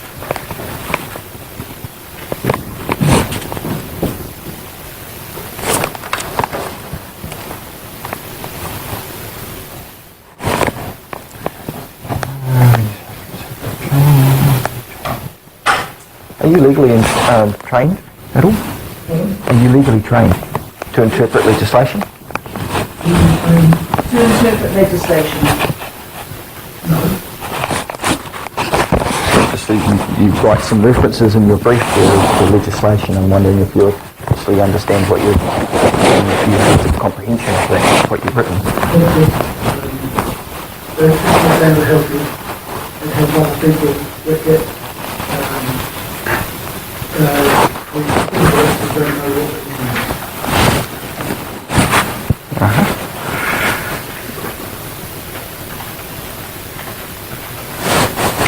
So, and just to confirm, the KSDF21, that was your QID number back then, before you were issued a new one. Is that correct? You didn't yourself ascertain the registered owner's details? It was another member of the police, is that correct? I don't ascertain anything on that one. When you first get your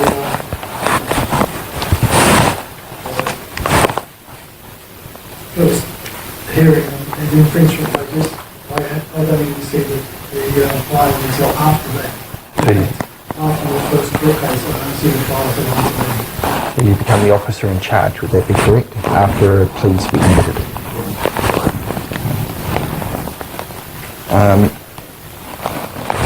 So, you've stated earlier what you supplied me, where there is some confusion as to when and what.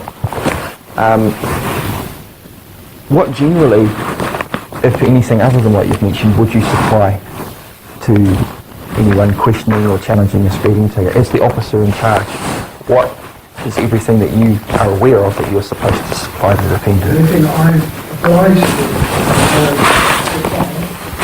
is the single record sheet of the unit, my signature, and my certificate of Competency. and the 15 I'm obliged to send to you.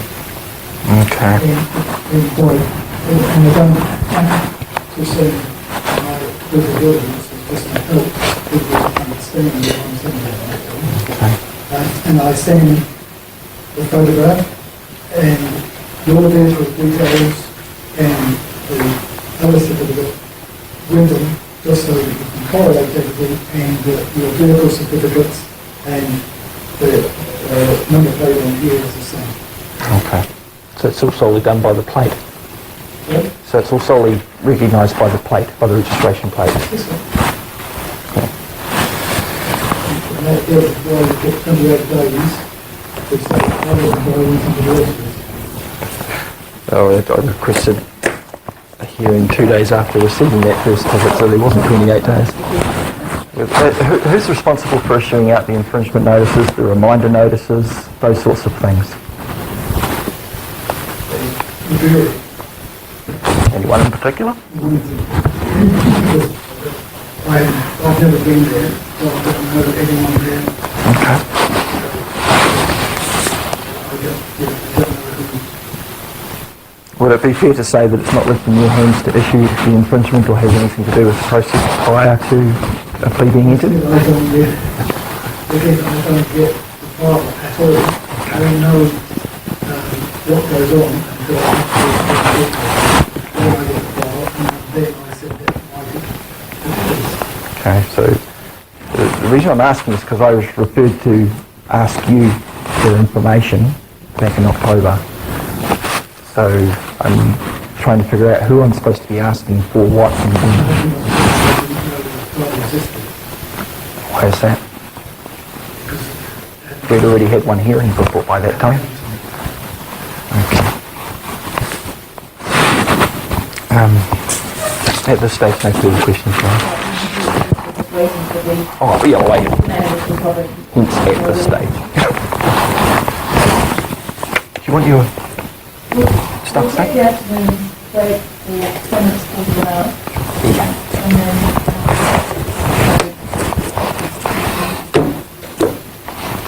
That'd be awesome.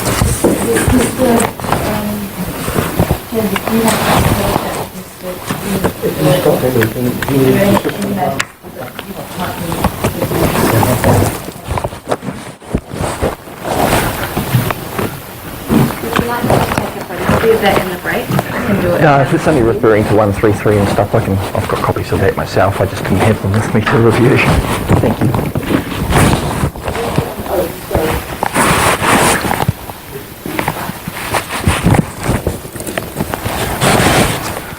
What time are we back? Oh, 15 minutes. Right.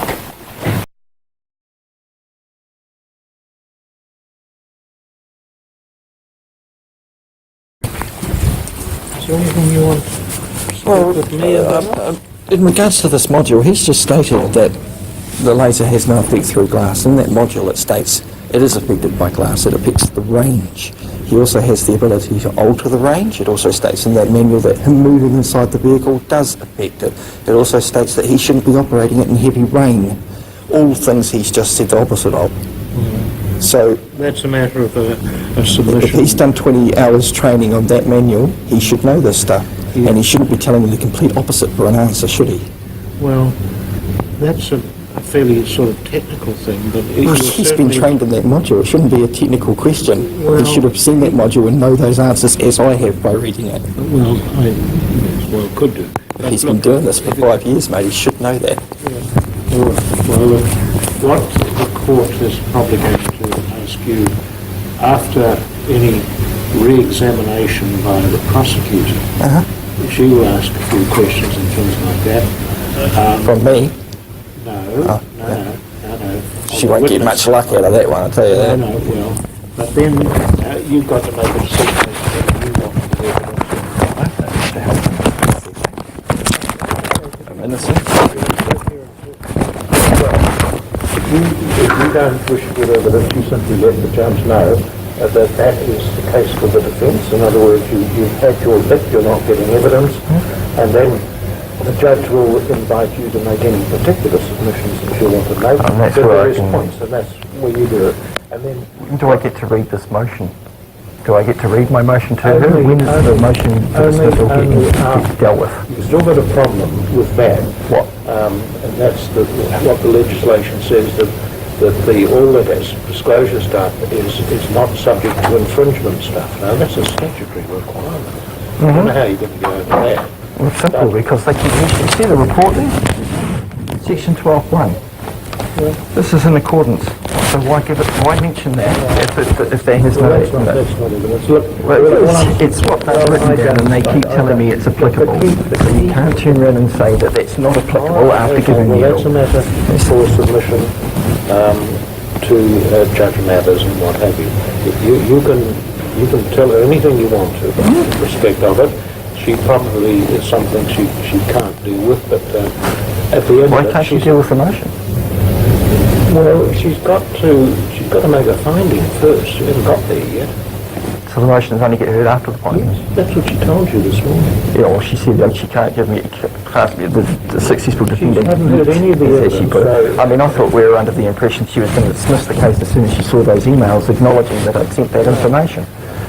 Well, that's what You had said yourself last time we left. Well, no, I didn't. You said it looks like she's going to dismiss it. Verbatim is what you said. So there's no argument there. Well, so we're just walking out the door. I can't believe it. I think she's going to dismiss it. I think it's what you said. That? Yep.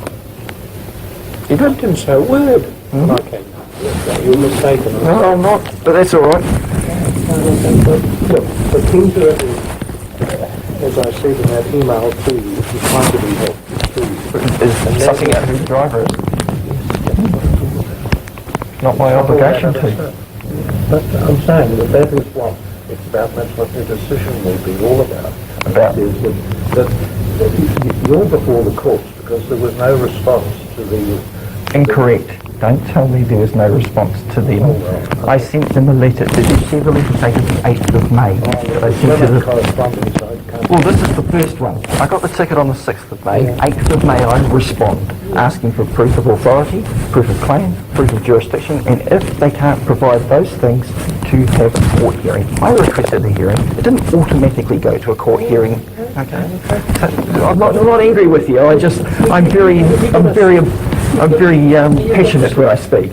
Don't mistake that for anger. I've been in the industry long enough to know about all that sort of people, and as I said in my email to you, I do congratulate you on your earnestness and things like that.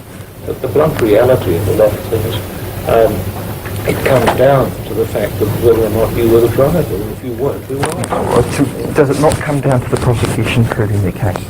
Oh yes, it does. The onus per land I sticks to them, doesn't it? Is it my job to prove my innocence? No, it never has been. Right, so it's not up to me to say anything, is it? To say whether I was the driver or someone else was, or to make a declaration.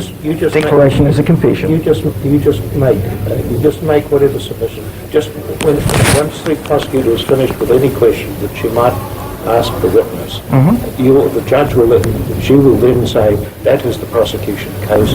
Then Judge Mathers will ask you, do you want to give evidence or call evidence? Your answer is no.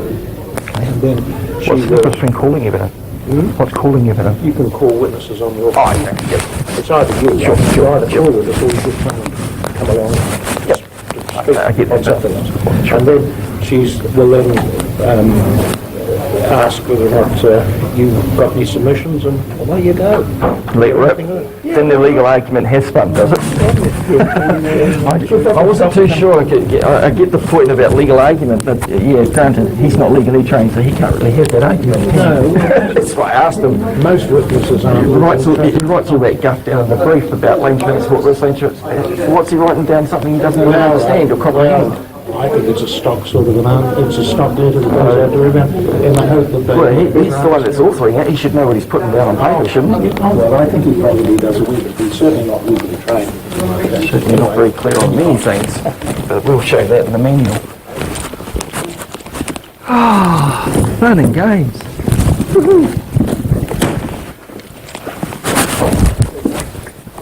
Oh, yes.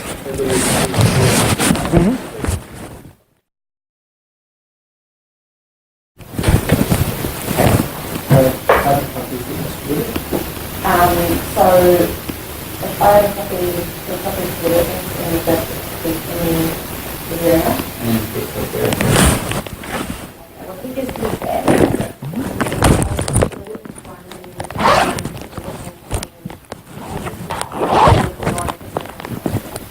Groovy.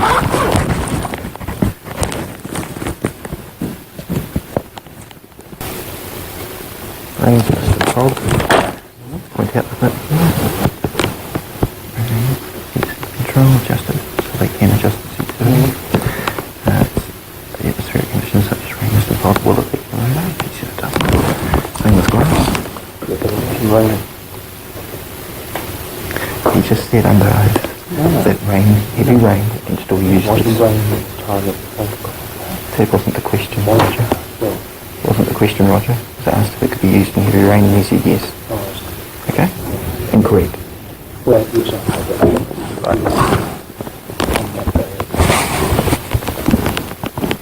Well, I'm dealing by the operation of making sure it was operated correctly.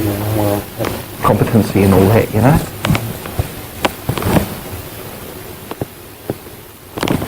Yes,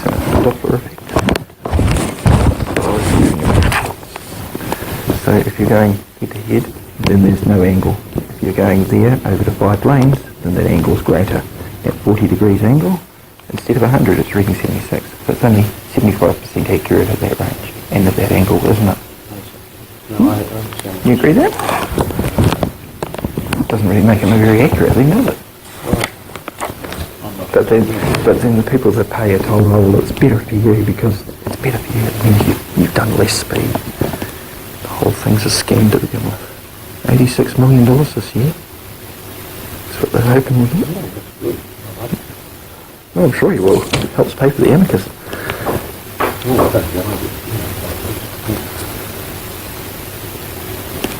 Correct only of the target emails, range control should be adjusted to certain conditions, which it should. Satisfactory start, interference with other traffic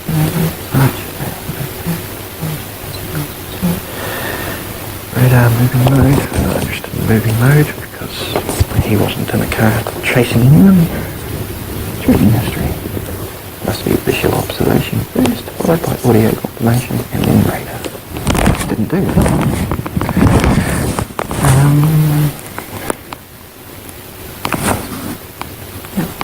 Initial readings. There's it here. 3.48. Should listen to the Doppler.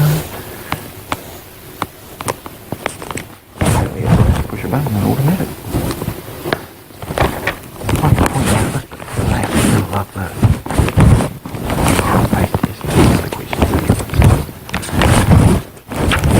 Automation. Instant coverage that needs to consider cosign of enemy clean eyesight, weather conditions with the operator.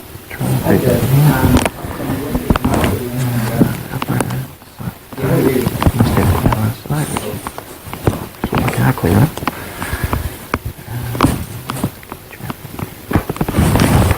I'm going to read that though.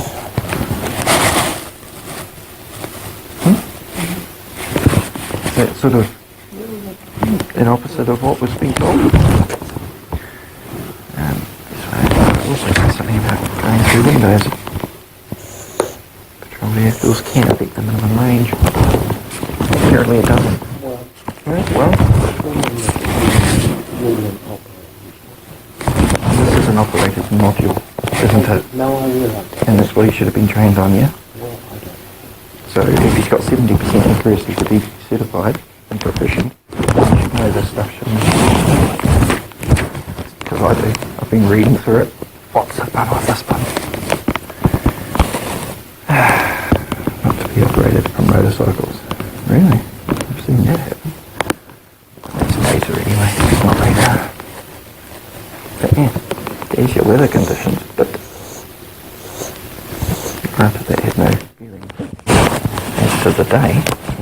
Hearing is too advanced, so he just gave under oath. Whether admitted or not.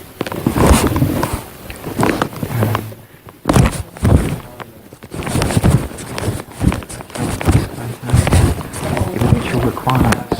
This is something like really interesting. The issuance. Best practices. Check the sticker. Wow. Check the speedo. Well, he's not moving, so that's not a point. Switch on the device, engage, so he gets to do that twice, and if it fails in the third time, he hands it back for testings. Complete the tuning fork test, which he did, but there's no accuracy stating that the tuning forks are accurate.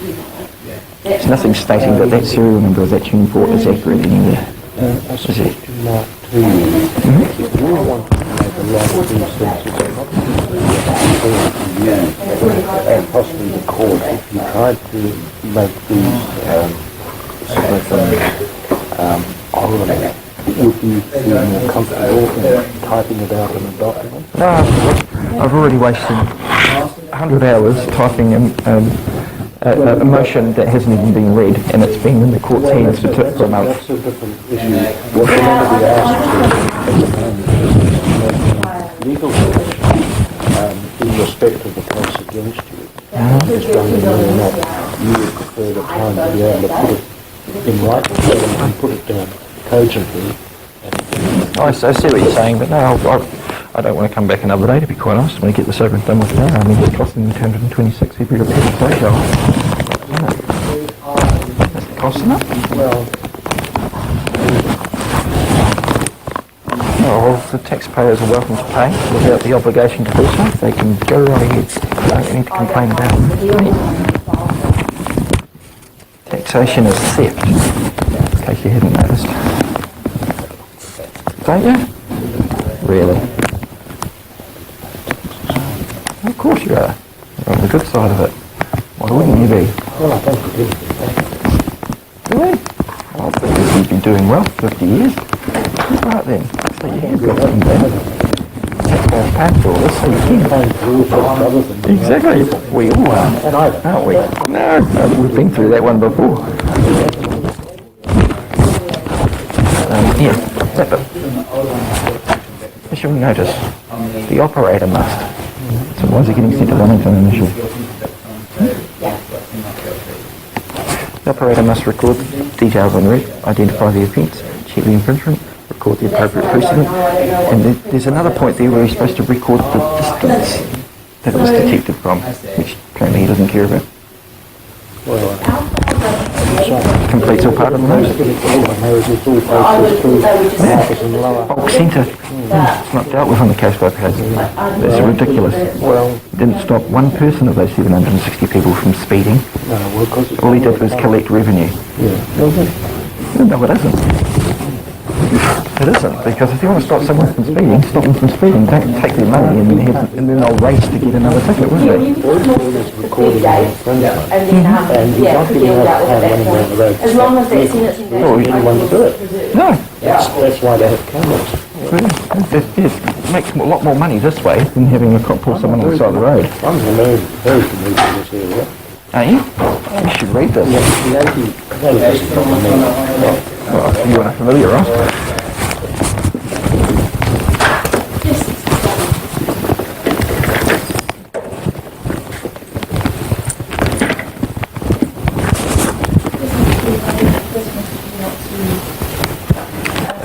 In regards to the module, yes.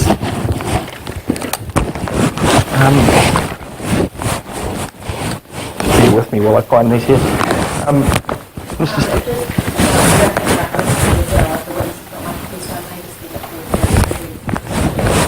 Sure. No problem. Yeah, sorry about that. I did actually have extra copies, so I took them home. Mr. Studley has stated that weather conditions, heavy rain, he's still allowed to use it. I would refer you to page 21 under weather conditions. Weather conditions are important considering the operation of the traffic. Sorry, that's later. We're looking at the radar.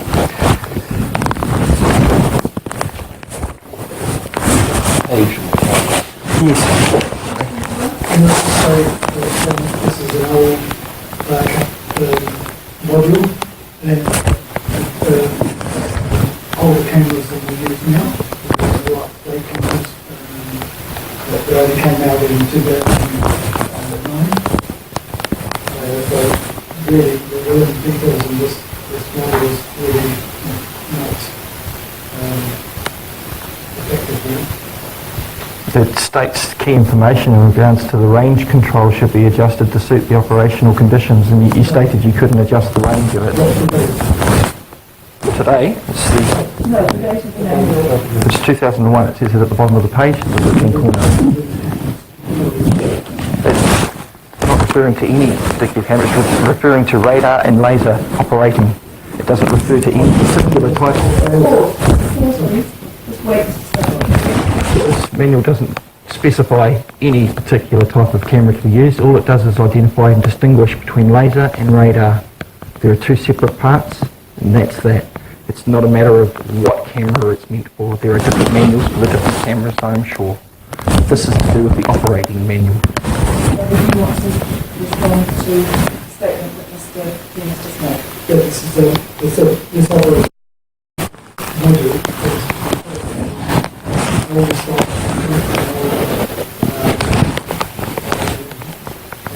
and the new cameras came out in 2009. There's a different model, and there's more, not more modules, we have a different, completely different code structure. Model, the operating model, and we are getting new cameras this year, which are even,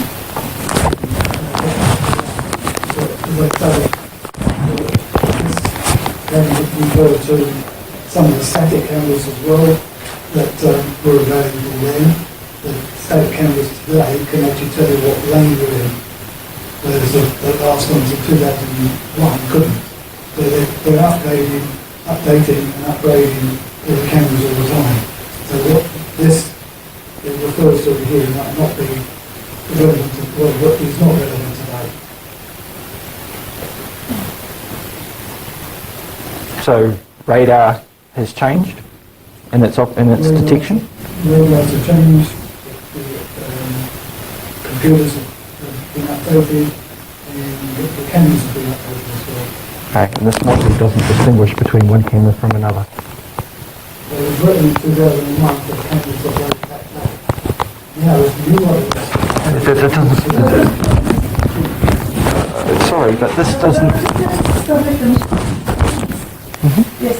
It's just like cars that were on the road in 2001, handbooks not necessary for 2018. In fact, they would not be the same. They all still run under the same petrol, just as the radar is still being used to detect, irrespective of what camera the radar is being shot from. Still the same thing, hence laser or radar. They are the two types of detections, correct? In fact, I think in 2009 they were still actually filmed. Our radars are digital and go on the disk that they were filmed at then. So they're completely Okay. Haven't you? The 2009 one, and I just have a think of the one that's coming out this year. And even the one coming out this year is different from 2009 one. Well, I was going by this manual, where it quite clearly states the Doppler tones, how to operate a radar detection device. It doesn't state what type of radar detection device, and I would have thought that the general relevance of radar detection devices is all the same, as opposed to cosine angles. And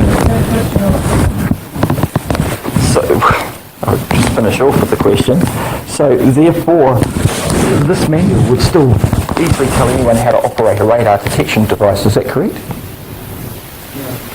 No. And it's a different between the handheld one, static one, or mobile one. Okay, well, we're not dealing with handheld or static, we're dealing with the one in your van, which was a Redflex radar, is that correct? It's an ultra-flex one. Okay. Well, I can't go by, I can only go by what I have, so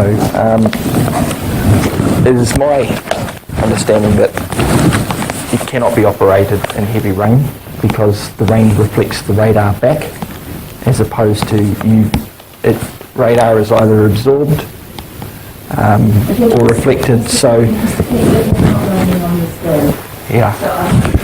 Sorry, the relevance I brought that up is because the previous question I asked the witness was, can it be operated in heavy rain? And he blatantly, easily said yes.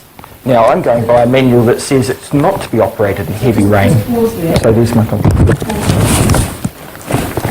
This opinion is referred to a which says that radar cannot be used in heavy rain. What is your comment? I believe the old fill units weren't allowed to be in heavy rain because of problems, but now they're digital, like digital cameras. They're a lot different than that, a lot more sensitive, a lot more robust than the old fill cameras, and we are allowed to deploy in rain. I would put it that he's referring to the camera side of it as opposed to the laser side of it, the measuring side of the device versus the actual capturing of the photo. Whether or not the cameras have been updated, whether they're film or digital. There's no bearance whatsoever on how the radar is sent and received from the unit. You want to comment on that? As I said, the radars have been upgraded as well. As I say, in those days, the static cameras couldn't differentiate between lanes. Now, the static cameras, the static cameras today can actually tell you which lane, so they can take a photograph at the same time and tell you which lane you're in. And so it's not just the, as I said earlier, not just the camera, both the computer's been upgrading and so is the laser. And they're upgrading all the time. Do you have any idea as to why in this manual it would state that it's not to be used in heavy rain? Well, Mr. Stubbs, Because of the reflection of the rain, not because of the photographs, Your Honour. I can't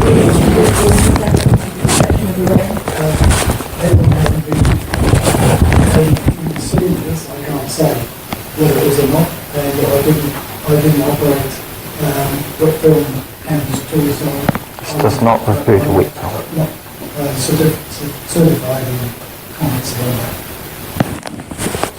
The module doesn't refer to film, any type of film, digital, it refers to laser and radar detection. The one other thing that we were speaking of in regards to this module, which I'm sure is similar to the 2009 one, which will be the cosine angle that I was bringing up before. Granted, this may not be relevant to the unit you were using, but I will refer you to page 12. And it's got this table here stating 100 kilometres true speed of target, radar antenna set to target vehicle at a zero angle, in other words the radar is being shot straight ahead and then comes straight back. There's no difference in speed, it's still 100 at 100k test. But when you're doing 10, it's 98 kilometres comes back. At 20 degrees of angle, it's at 93. And down to 40 degrees of angle, it's 76, which means that the accuracy is down to 75%, or just under 75% accuracy as to the true speed from that measurement. Given that the photo, exhibit 5, shows that the vehicle was 3 lanes over, then the angle from where my car was to the straight line, or the cosine angle, would have been quite great. About, I would estimate, between 40 to 45 degrees. Would you agree to that?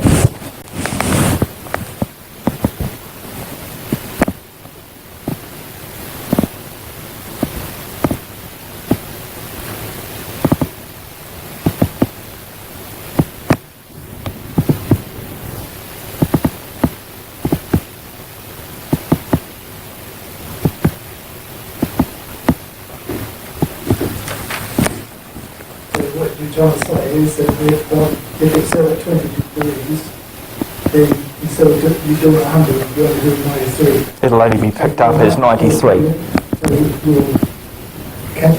you at 94 could be doing 100. It could have been higher. Yeah, that's what I'm saying. It could have detected the vehicle at doing. Yes. So therefore, as I'm saying, you're still over the 80.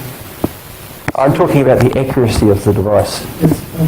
And it's down to 75% accuracy, which doesn't to me fall beyond reasonable doubt that I was doing 94. I hadn't finished it. You could have been doing 95, 107. The vehicle could have been.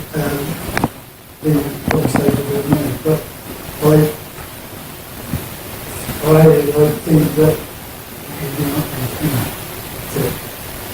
well, if we don't set the radar, the radar is completely set. We don't change the angle.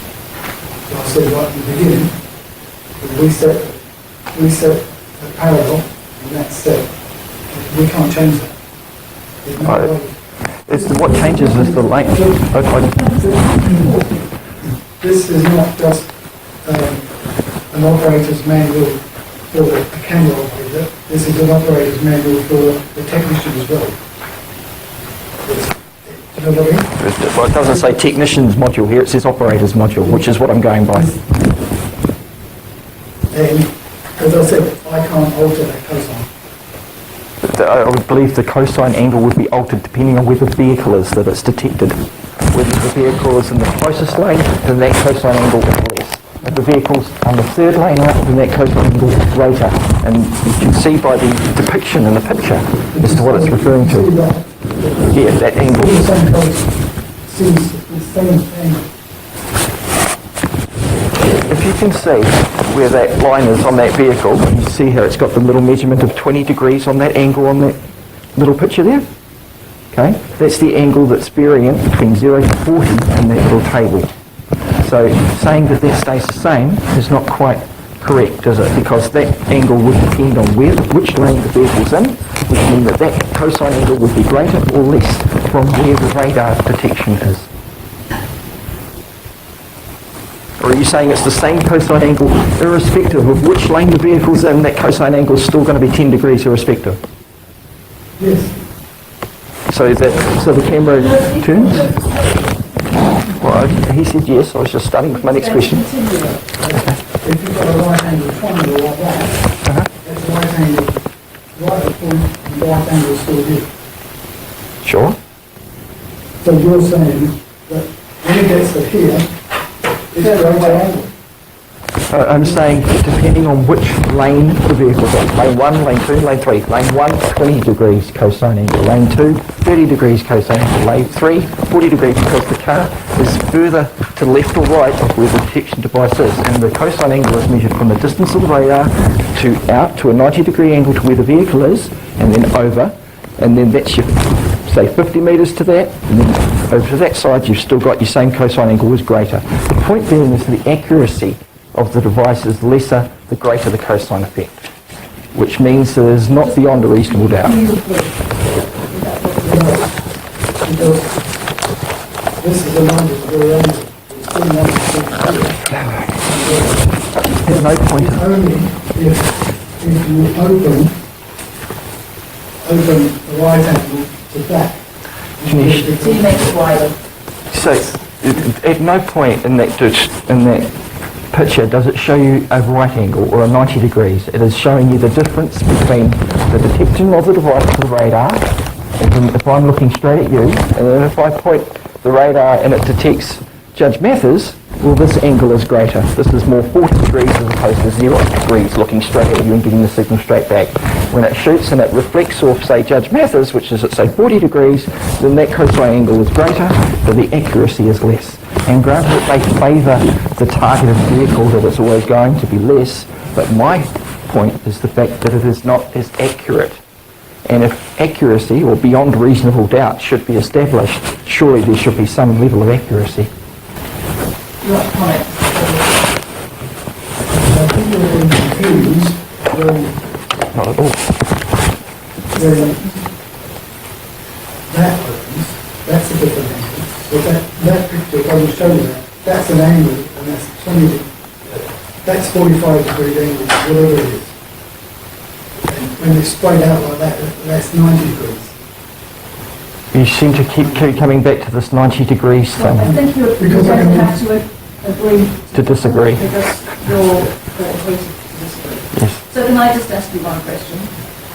The fact that the vehicle with registration number FAM 394. 394 is shown in the lane shown on Exhibit 5. Does the accuracy of the recording device, is that effective because it's in that lane as opposed to being in the first lane? No, the certificate accuracy is over. They tested over 5 lanes, and there's only 1k difference at any speed. Plus or minus? Plus or minus. Thank you. At this stage, no further questions, Your Honour. So this is your own time to give me the opportunity to ask questions. Well, going by the fact that we have differences in manuals that we're referring to, it would be pretty pointless to continue. I did have some arguments in regards to that, but if we're not going to go by the same thing, and he he has stated he's not very technically minded, so we'll leave it at that.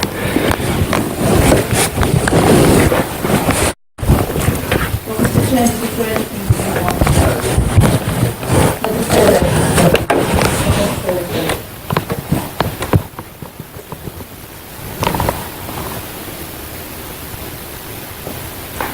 I'm sorry. Oh, A few minor things. I understand that it was put to you that you had no evidence that there were 80 kilometre signs at the time. But in terms of the evidence you've given today, did you record that position in any of the documents at the time?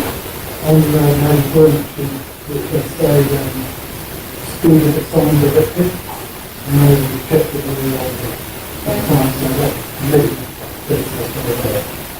And what day did you submit that document? That's when the 22nd report began to be made. And you also refer to that matter being gazetted. Yes. Can you just explain what gazetted means? Any difference, any change of speeds and instructions is identified either in the DA or the principal, and given for these things that except for very occasional times when they raise it up to clinical guide.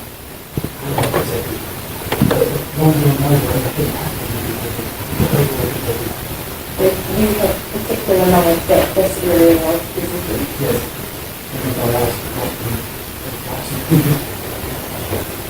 And this, my friend was talking about tuning forks and the calibration of those in relation to radar. I can ask you to look at, or perhaps clarify with reference to that area.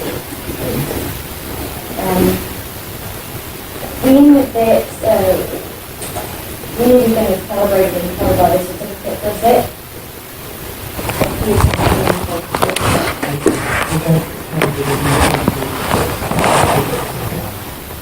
and would that be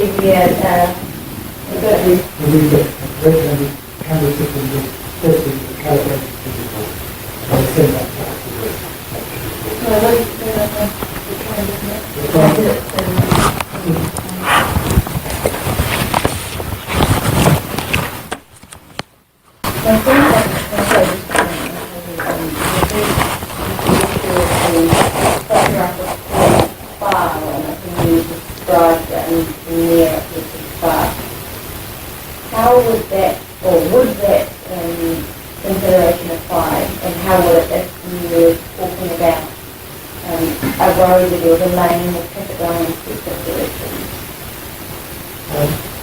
Yes, there were two ways I think the only time you actually change to near is just a single road and it's only really just to make sure your focus is there. Just to make sure you can get the best focus on everything.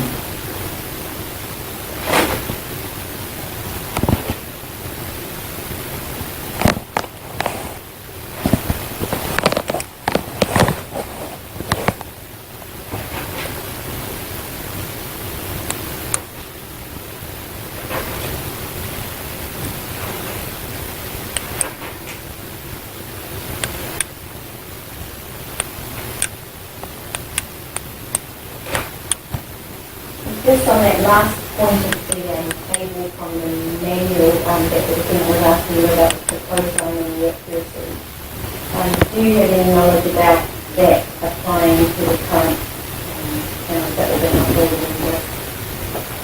No, the actual code line set that we do apply, we can't do it, so it's not real, because once you set it back, then the headlight goes out, it's still like that again.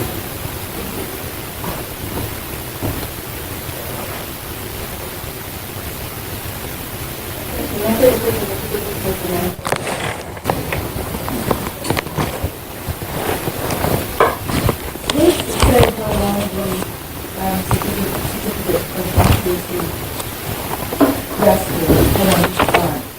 send it away every year, once a year.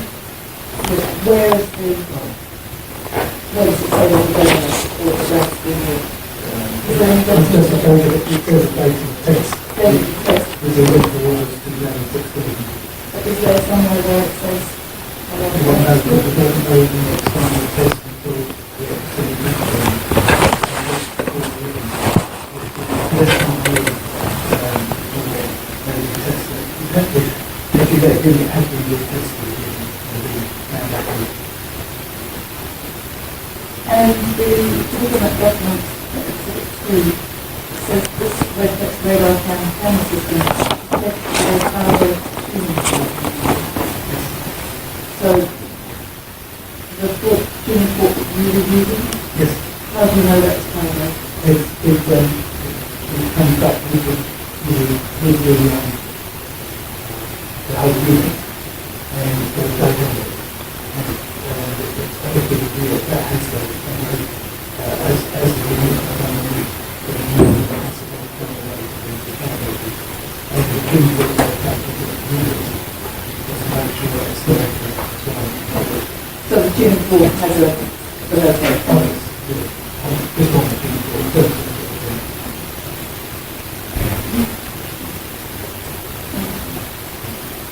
And just related to that, the tuning fork does go out, and sometimes they do. You can't start the system with a tuning system, so you know it's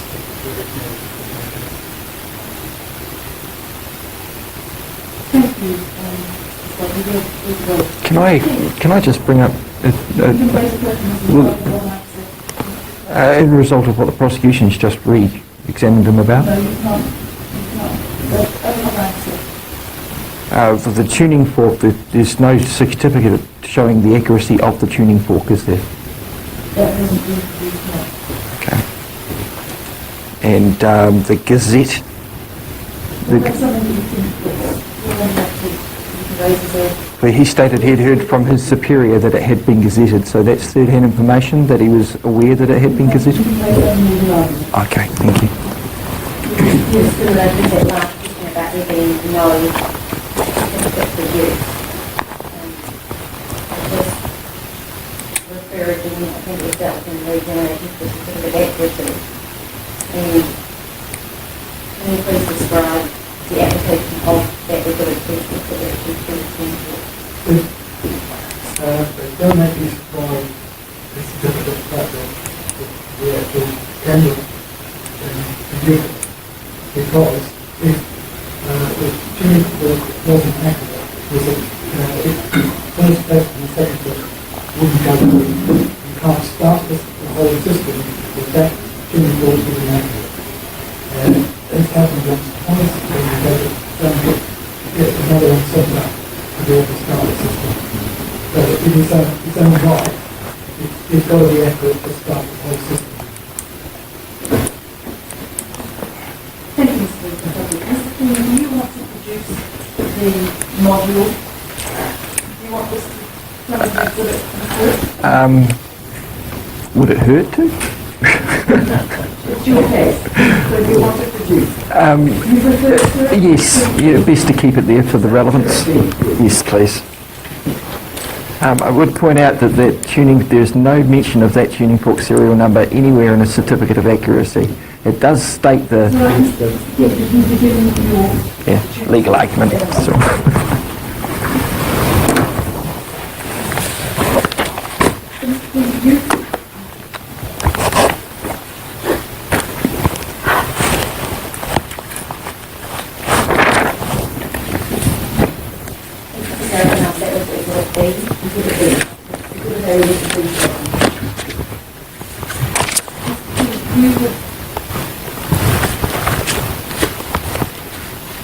provided this document, paragraph 1, going back to the evidence has been supplied by the Museum of Police.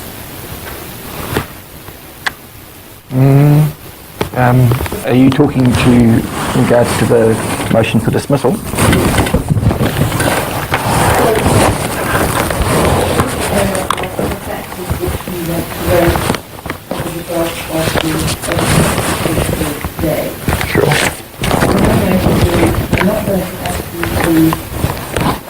address me orally now, because I think you may want to collect your thoughts and perhaps put a submission in writing to you, in addition to these.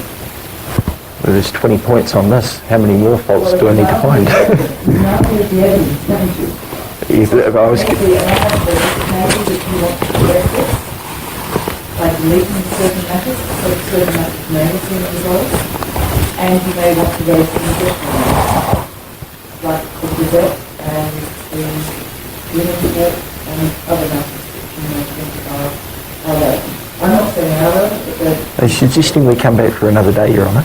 Well, I'd like to have them in writing from you, so that the prosecution can then respond. So yes, you will have to have. I'm not going to give you a decision today, anyway, but I want to be fair to you so that you can cover all the points that you want to cover without feeling lost. Appreciate that. Because you do have to finish the time. Fair enough.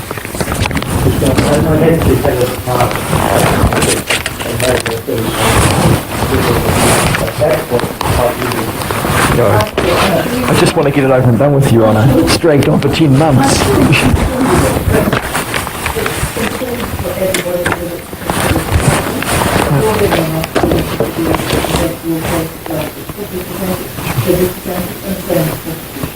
I don't know whether that would, I don't know if you know different or not, I don't know if you probably have got an issue. Yes, I did. I'm sorry, ma'am.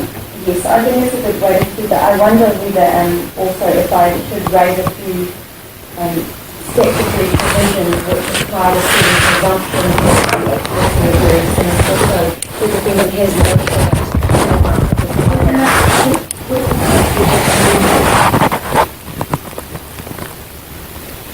Maybe this is like this, yeah. Just prepare something like refer to those presumptions at the ground Mr. King can then consider those and add them to this submission. And then you can respond to the factual. They can just limit the original submission to the legal basis and then respond to those values. So that you are fully and fairly informed. That's all I've ever wanted, Your Honour. That's all I've ever wanted to be, is fully and fairly informed. It took your genius to notice the provisions were missing last November. So at the end of the day, So it's going to take a little bit of time. It's not going to be rough anybody. What was that one? Just tell me when you can. Well, I think 21 days a month only because I'm under some time frame for filing other submissions and other methods in the next few weeks. I think it will get done sooner because hopefully it will be relatively brief. You're just referring to a law, but the ordinance of doubt. Can I say 2 weeks? Is that going to be just... I can only follow you now, but I'll certainly try. But do you mind if you have any objections to 3 weeks? no, I have no right now.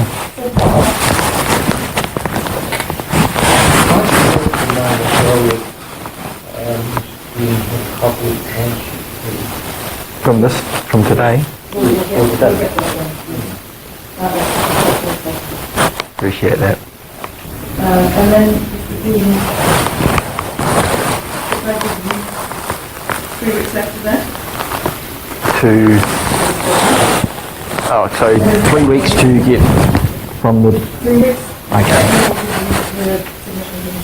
On the law. Okay, I get it. So, I'm somewhat confused. There's a presumption that I'm supposed to be the driver, and yet there's a presumption that I'm innocent as well. So how do those two presumptions cross each other?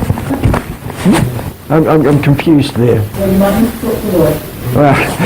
No thanks, Your Honour. Yes. So, you might provide Mr. King with the various legal aspects of the case, of the charge. Mr. King to respond in respect to 4 matters by the 23rd of March. By all matters, you're meaning any points he brings up I've got to respond to? And all the matters that you want to bring up. Thank you. So you've already filed a document I'm going to ignore that, With the motion for dismissal, yes, because I want you to rejig it. I'll resubmit it in an addendum form, sure. So there may be some matters, as I said, that you, Sure, the tuning fork's not mentioned in there the yet. ones that you do not. Sure. It would be good to have a copy of that 2009 manual to look through, Your Honour. I'd been corresponding with the Infringement Bureau and they had told me that this manual had been superseded and told me that to see the attached document and there's no attachment, so I've got nothing to refer to. So. So it's not part of the evidence. No, Other than what's been said. that's good to repeat. And then, in fact, well, I'll give you 2 weeks to respond. That will take 15. And perhaps if we...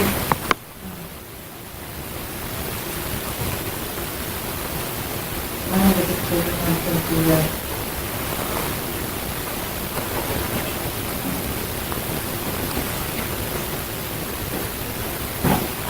what I would do is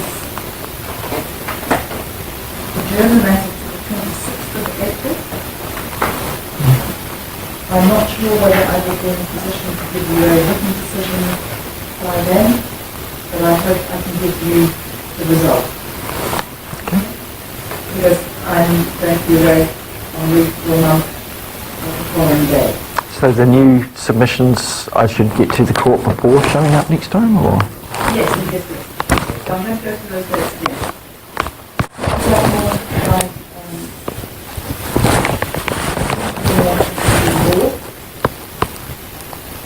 by the 2nd of March. Please, you want to respond on ways in which we require the interpretation of these things by the 23rd of March. Ms. Blackmore has the opportunity to respond to those submissions by the 13th of April. And I am adjourning the matter to the 26th of April when we have to come back. So what was that third date you mentioned, the response from the prosecutor? 13 April. Thank you, Your Honour. And then come back to the 26th of April. 26th. And I hope you will be able to give you a decision by then, but you may not get to do it. I would point out 26th of April is over the 1 year period that this matter should be dealt with. It was initially 22nd of April. I thought it had to be finished and dealt with by 12 months. Must have misread that one.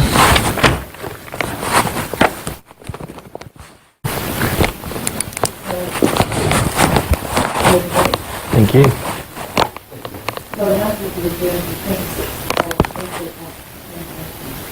And please make sure that you do send your documents to Ms. Blackmore. I'll send them to everyone. Can I'll just the email address would be the one you've been communicating with Yep. Sergeant. Yep, Mike's got it. Good one. It's in the transcript from last time anyway. Mark, commonly known as Mark of the House of King.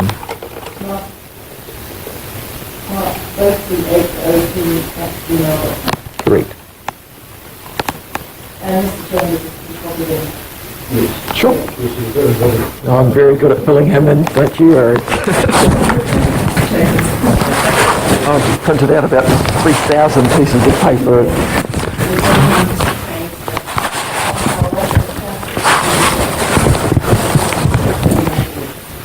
Cool.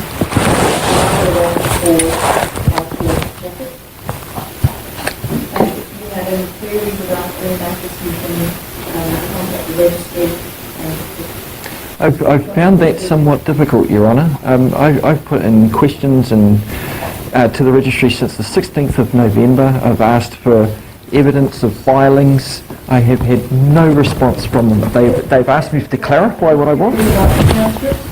Please ask your email to be received. Oh, this was in regards to filings to find out when. I understand. I'm sorry, I don't think you can that. So this matter, they said if you have any queries, then you can... If I don't get response via email, should I just come in and see them face to face then?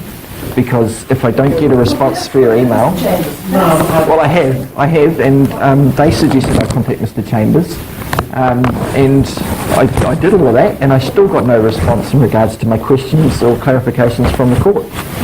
So, I personally attend it need be known. I'm on my way around this. I think it's probably better for Mr. Davis to thank you very much. yeah, if not, I will.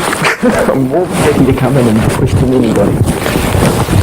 Thank you very much. Thank you, Your Honour. I hope you had a good Christmas too, Your Honour.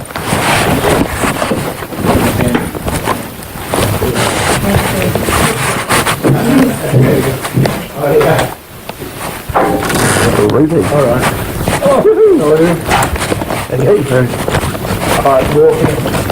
Will we? Fantastic stuff. Hopefully quicker than the registry can be, huh? I'll tell you, they asked me to clarify exactly what I want. I put it all down and I still get no answer from them. So, I'll tell you. That personally is very disappointing.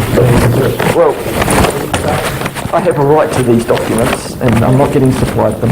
And if the registry chooses to continually ignore them, I have no problem coming in and putting them on blast all over YouTube and not providing the job properly. You popped down there, I'll get this one. Good as gold. Thanks, Rog.